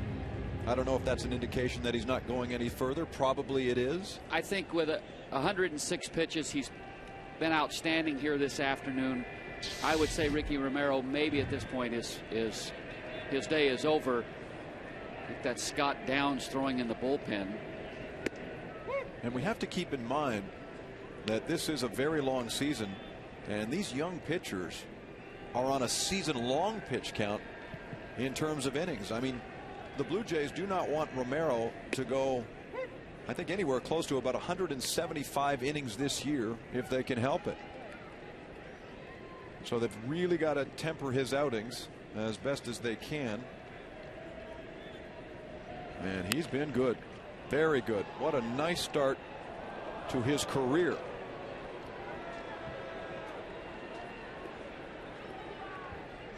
The young left-hander, Ricky Romero, has come a long way in a very short time. 1 ball and 2 strikes on Scott Rowland here in the bottom of 7 innings. Rowland 1 for 2. There's Scott Downs. And that's why I think Romero's day is over. I do not believe that Scott Downs would be up and throwing if he were not coming into the game. Rowland hits it toward right center field. And Sweeney is there to make the play.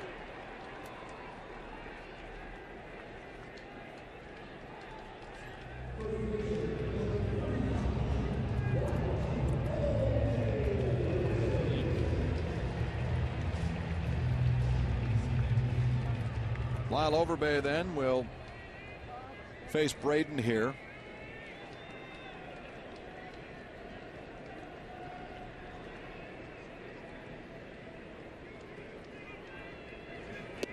Swing and a miss, 0-1. Now Scott Downs, keep in mind, worked 2 1/3 innings in that 12-inning game yesterday. Didn't give up a hit, struck out 1 along the way. And that's a little more than he's accustomed to going in most games. He is, after all, you know, technically the 8th inning man, the setup man for B.J. Ryan. 0-2. That's something that the manager will go over before the game with his staff. Maybe Cito Gaston ask, you know, Scott Downs, can you pitch an inning today? How do you feel? So that he knows when this situation comes up if he can use him this afternoon or not. Overbay pops the ball up into shallow left field. Holiday comes in and records the 2nd out. No game tomorrow for the Blue Jays, but on Tuesday, Roy Halladay tries to run his record to 4-0 facing Brandon McCarthy. Come and join us here at Rogers Center. For tickets, look at BlueJays.com. Texas in for 3. Wednesday, it's Chris Benson facing David Percy. And then Thursday, Matt Harrison, a left-hander, against Scott Richmond. For those of you out of the area, all of those games can be seen here on Rogers Sportsnet.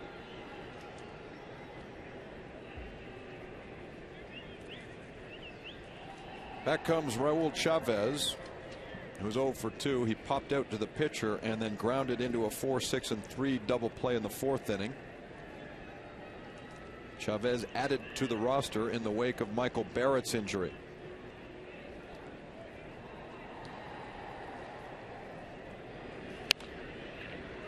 And Chavez actually had an opportunity to leave the organization when it was determined that Barrett would come north with the team and Chavez would go and be a backup to JP Arancibia in AAA. He talked it over with his agent and said, maybe it's best that I stay with the Blue Jay organization. And it's paying off for him right now, unfortunately due to injury. But he has an opportunity now to hang around the big leagues for a while, because the injury to Barrett, though he's on the 15-day disabled list, is probably going to cost him a lot more than 15 days. Ground ball, and there's his first hit in a Blue Jay uniform, and it comes with 2 out in the 7th inning.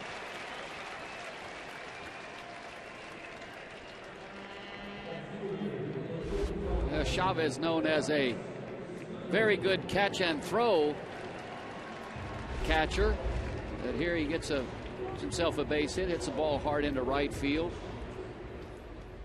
And it comes at an opportune time because it gives a power hitting number 9 hitter, Travis Snyder, another hack at Dallas Braden.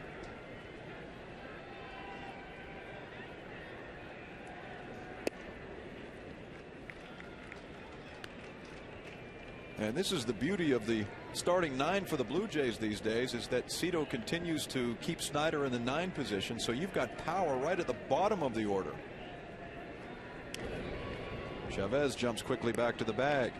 Yeah, you're talking about Chavez and the chance that he could have left the organization instead of go to AAA and be a backup. I heard Cito Gaston in a conversation say when he talked to Raul about that, they said, look, you know, here's the situation. I wouldn't blame you if you chose to leave, but you know, understand that you never know what could happen, and you could end up back here in the big leagues, which let Chavez know that if an injury occurred, he was going to be the player that they were going to go to, and here he is.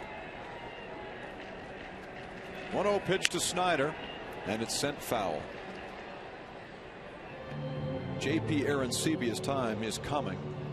In fact, you might see him in the big leagues sometime this year. He's getting the everyday call behind home plate for Las Vegas.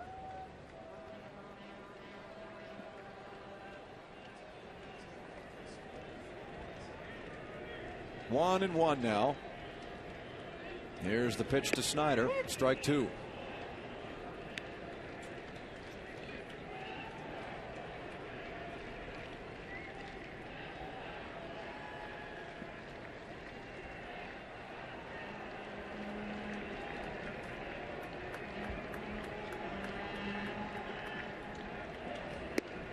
Strike 3 called. He goes down looking for the second time. Chavez left stranded at first, and through 7 innings at Rogers Center, it's 1-0 Toronto. You're watching Blue Jays baseball on Rogers.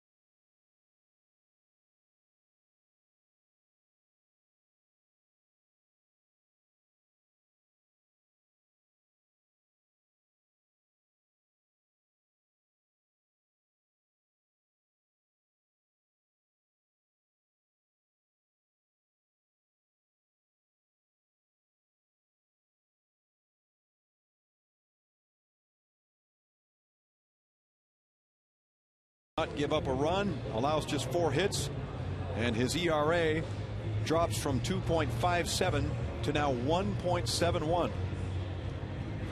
Most impressive thing for me today about Ricky Romero was the way he went about it. He was very confident, very aggressive, and never at any point in his outing this afternoon did he appear to be a bit concerned about any given situation that he was in.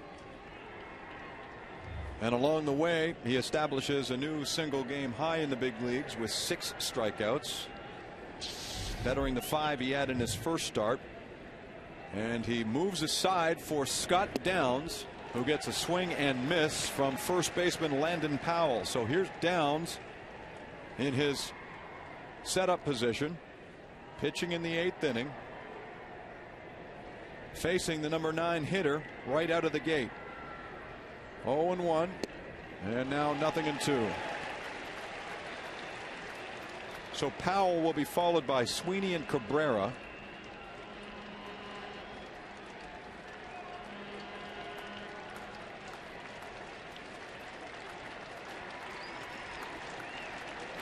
0-2 pitch, and it's down for ball one.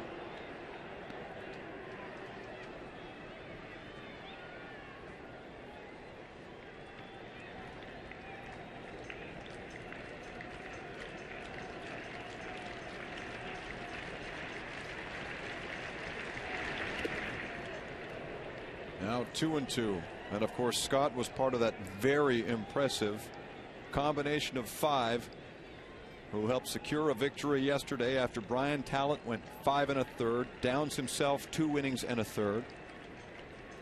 He struck out one batter along the way. That was Matt Holliday.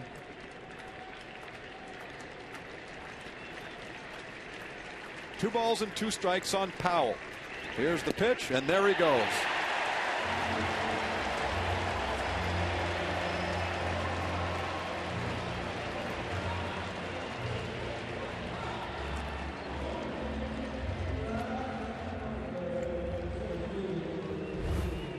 Upcoming, the Nestle Aaron Hill Kids T-shirt giveaway presented by 680 News. That's Sunday, May 3rd. Mark it down. First time you'll see an American League East team in this building, as the Orioles are in. The first 5,000 kids 14 and under get an Aaron Hill Kids T-shirt, as Ryan Sweeney fouls one off, facing Downs in the 8th inning.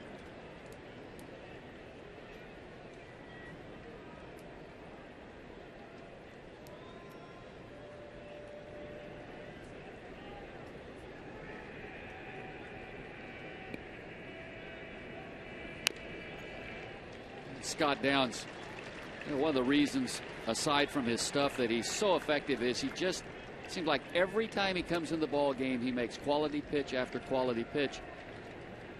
First hitter that he faced, Landon Powell, struck him out with a fastball to finish him off, but during the course of that at bat, Landon Powell did not see a good pitch to hit, and so far in this at bat, Sweeney hasn't seen anything to his liking either. The last two have been fastballs in a perfect spot right on his hands.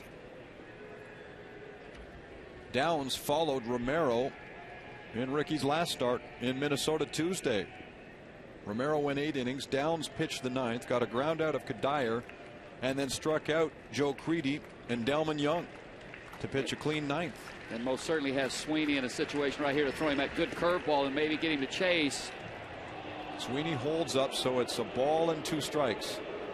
And all Scott Downs had to do was get that curveball just a little bit closer, just a little more up, and he would have gotten Sweeney to chase.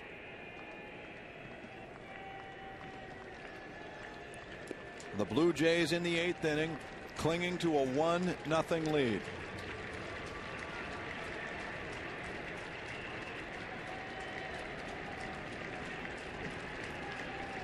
The A's with 5 more outs to play with. 1 ball and 2 strikes. Here it is. Make it 4. Sweeney's gone. 2 out in the 8th. And just another quality pitch. A fastball down and in with some late sinking action.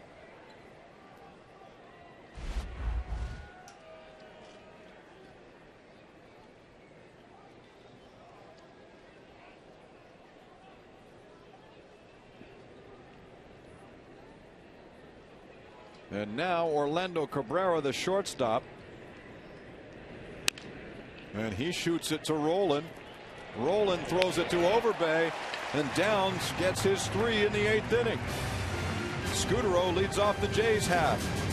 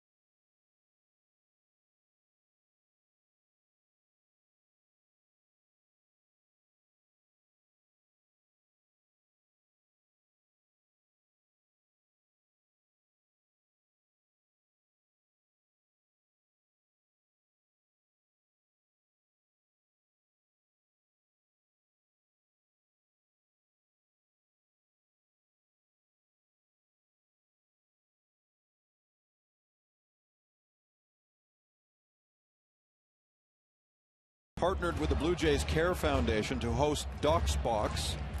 Children and their families from Toronto's Sick Kids Hospital are Halliday's guests at today's ball game. The kids here receive Blue Jays merchandise and gifts, along with a personal visit about an hour prior to the game from Halliday himself. He walked into that box, and there were a lot of smiles on the faces of those children. For more information on how you can help out the Blue Jays Care Foundation, please go to bluejays.com/jayscare. Doc's doing his part even when he's not pitching. Braden continues. He's only thrown about 90 pitches here, so he stays in the game and faces Scudero in the 8th inning. This young man's thrown a nice game, do you think, Rance? He has pitched very well. Used his fastball at times very effectively to set up the off-speed pitch. Primarily his changeup, done a nice job of keeping the Jays hitters off balance.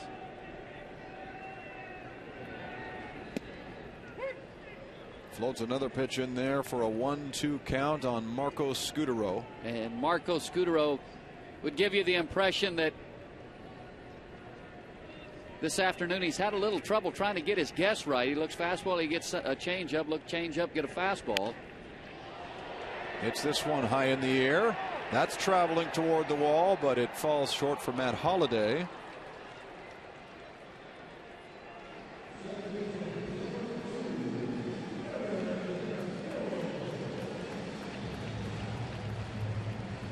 So with one down, Aaron Hill comes back to the dish. He's 1 for 3. Deep in left field in the Blue Jay bullpen, B.J. Ryan is beginning to stir. There's the closer warming. Here's Hill looking at ball 1. This is it for the A's in Toronto this year. Toronto plays twice in Oakland, May 8th to 10th, and then July 31st through August 2nd.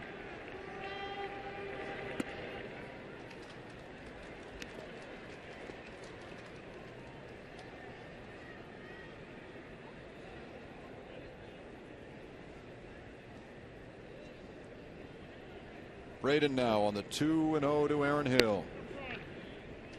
Suzuki tried to frame it, not successfully. It's 3 balls, no strikes.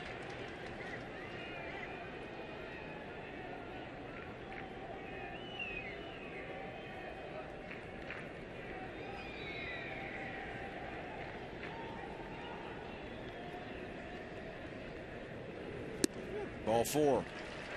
Hill draws a walk on 4 pitches. Out comes Bob Guerin. And he signals to the bullpen. 7 1/3 then for Dallas Braden today. But he will depart trailing 1-0. And with a man at first base, Russ Springer comes out of the pen. The pitching change is brought to you by Robax Platinum, helping you walk away from back pain.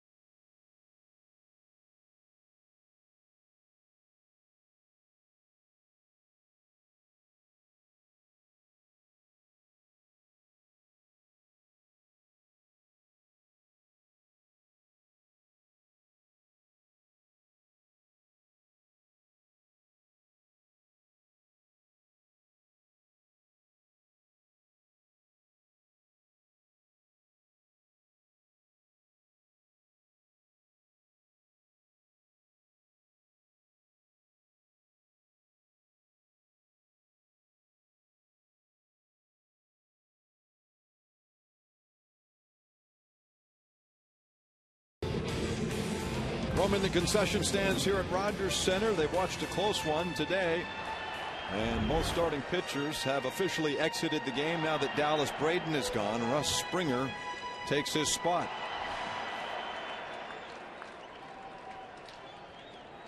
Here's a case of a senior taking over for a junior. Springer is 15 years older than the kid he just replaced on the mound. In the 8th inning, 1 out, 1 on. Alex Rios fouls the first one back. Rios is 1 for 3 today. He's got Aaron Hill at first after the walk. When Alex Rios is swinging the bat well, that last pitch that he just fouled off, he doesn't often miss. He is as quick middle in as anybody in baseball when he's in a good groove. You cannot throw the fastball by him middle in. He's not in a groove these days. There's the 0-1 outside. Braden in his time, 7 1/3, walked 3 batters. One of them came in to score. That was Millar in the 2nd inning, and that stands as the only run to this point.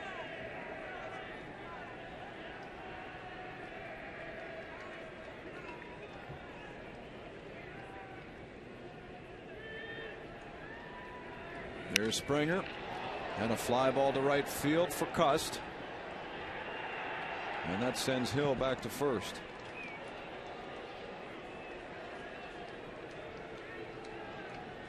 You can probably hear a smattering of boos here. Imagine what the Blue Jays could do.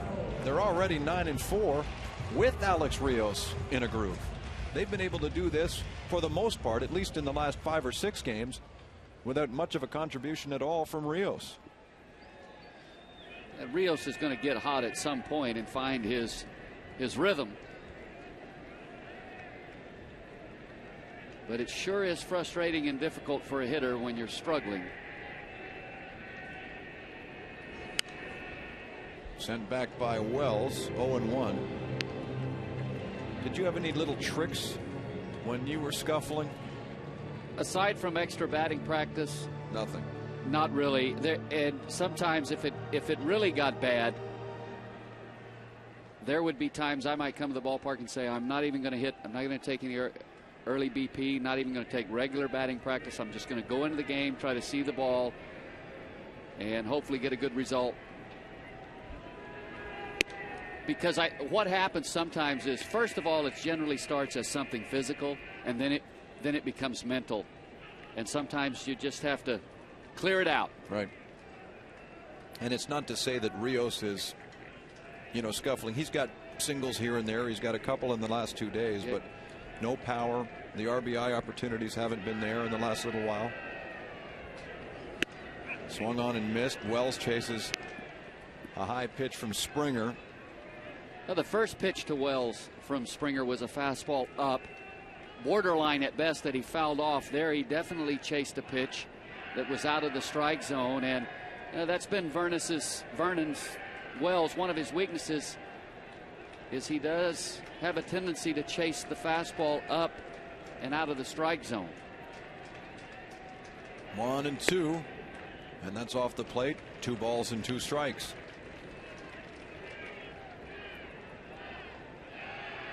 Vernon grounded back to Braden in the first, lined out to left field in the third, walked in the 6th, and now comes up with 2 out, 1 on in the 8th inning.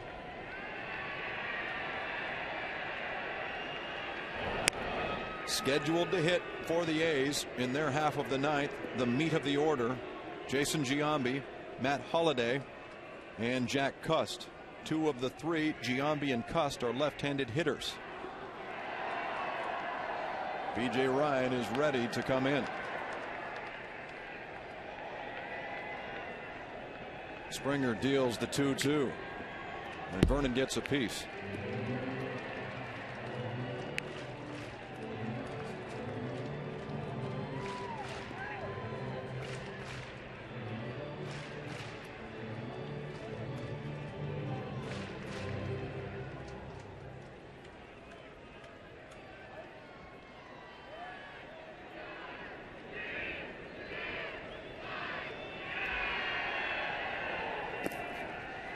Three and 2. Nice job by Kurt Suzuki to slide to his right, keep that ball in front of him, not allow Aaron Hill to move into scoring position. Here we get a real good look at it. Slides out. Nice play.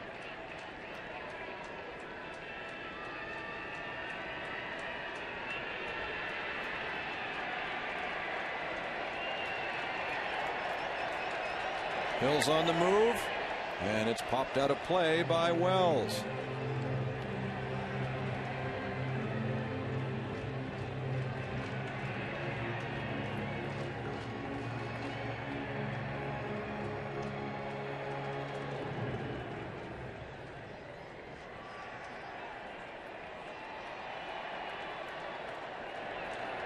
Way down at third is Eric Chavez. Hill goes again, and it's sent foul again by Vernon. You know the Blue Jays would love to make things easier on the fans here and get them an extra run or two before the ninth inning arrives. The Jays early on this year have been very good at scoring runs on relief pitchers, 33 of them from the seventh inning on. Springer tries again on Wells, and it's caught by Suzuki. Wells strikes out, and B.J. Ryan has a tough one ahead of him. Good hitters coming up for the A's, and he's on to try and close out a 1-0 Blue Jay lead. We'll have that when we continue on Rogers Sportsnet.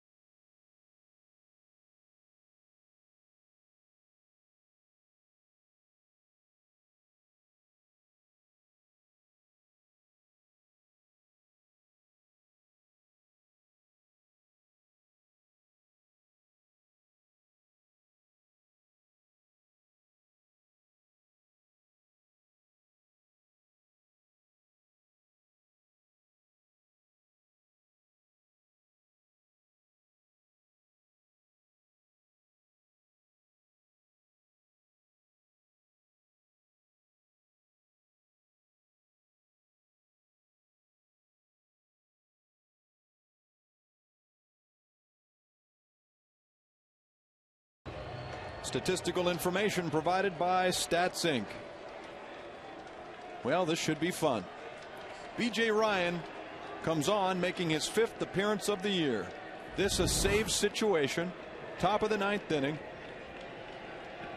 Couple of all-stars coming up for the A's. One of them at the dish right now, Jason Giambi.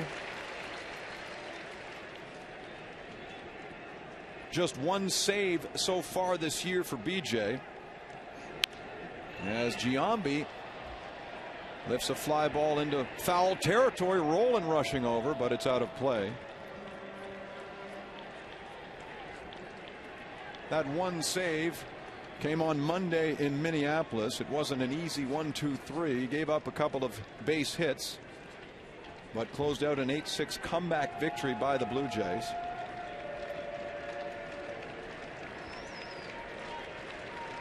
He's got 2 strikes on Giambi, and there's ball 1.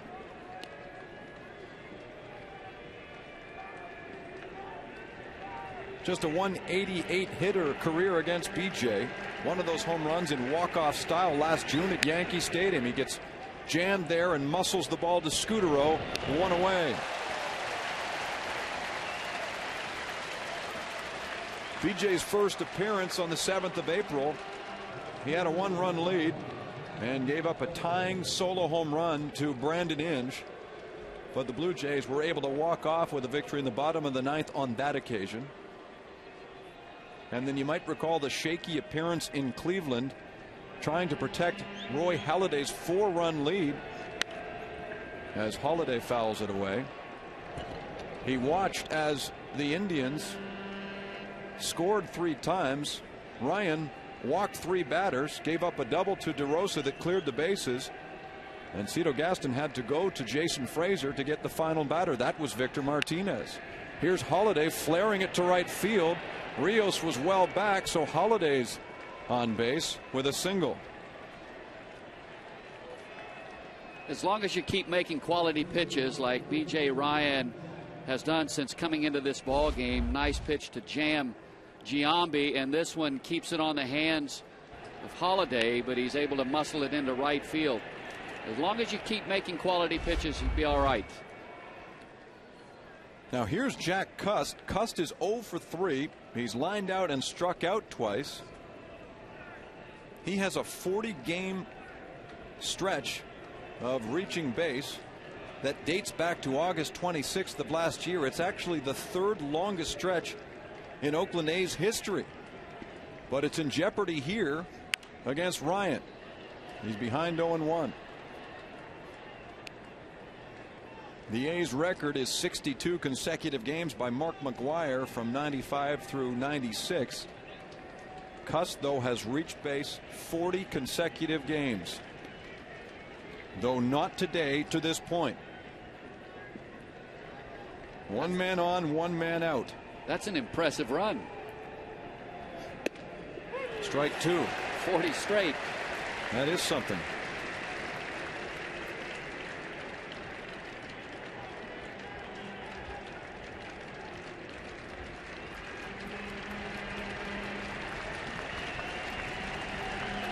BJ wants it to end at 40. Here's the 0-2 pitch, fouled away.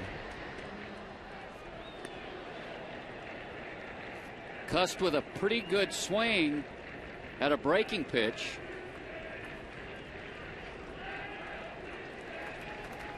Would almost give you the appearance that he was, even with 2 strikes, looking for it. I mean, that's not a bad pitch in a pretty good spot, and he went down after it very well. He'd come back on the hands hard. 0-2. Up and away from Cust. 1 ball and 2 strikes.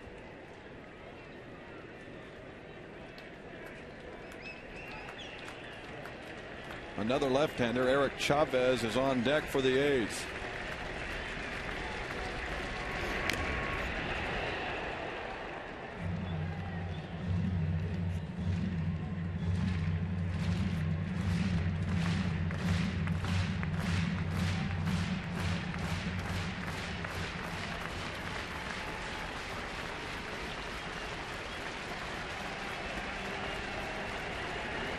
That's more like it from BJ. 11 pitches thrown, 9 of them for strikes. 1-2. Here it comes. Down and away to Cust. 2-2.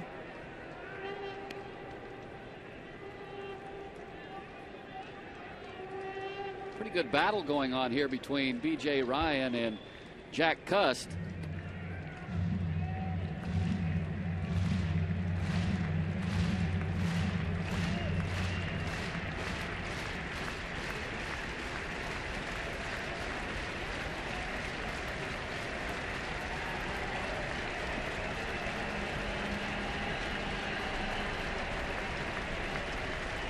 Here it comes. He jammed him.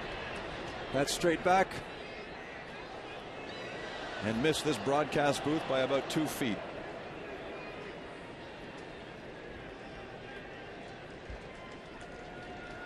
Thought there for a minute you were going to lay out. What'd you think of the effort?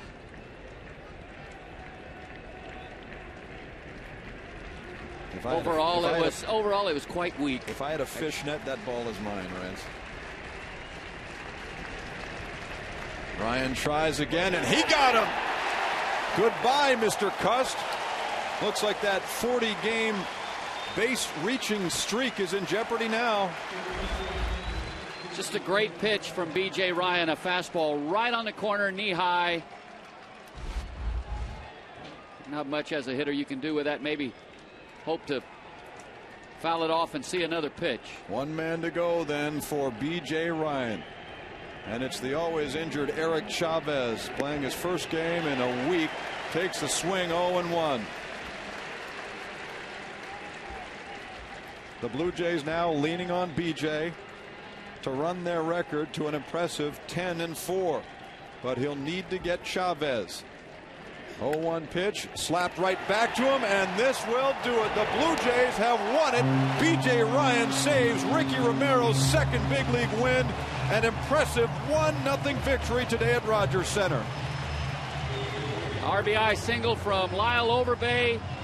And again, great pitching, Ricky Romero, followed by Scotty Downs, by B.J. Ryan.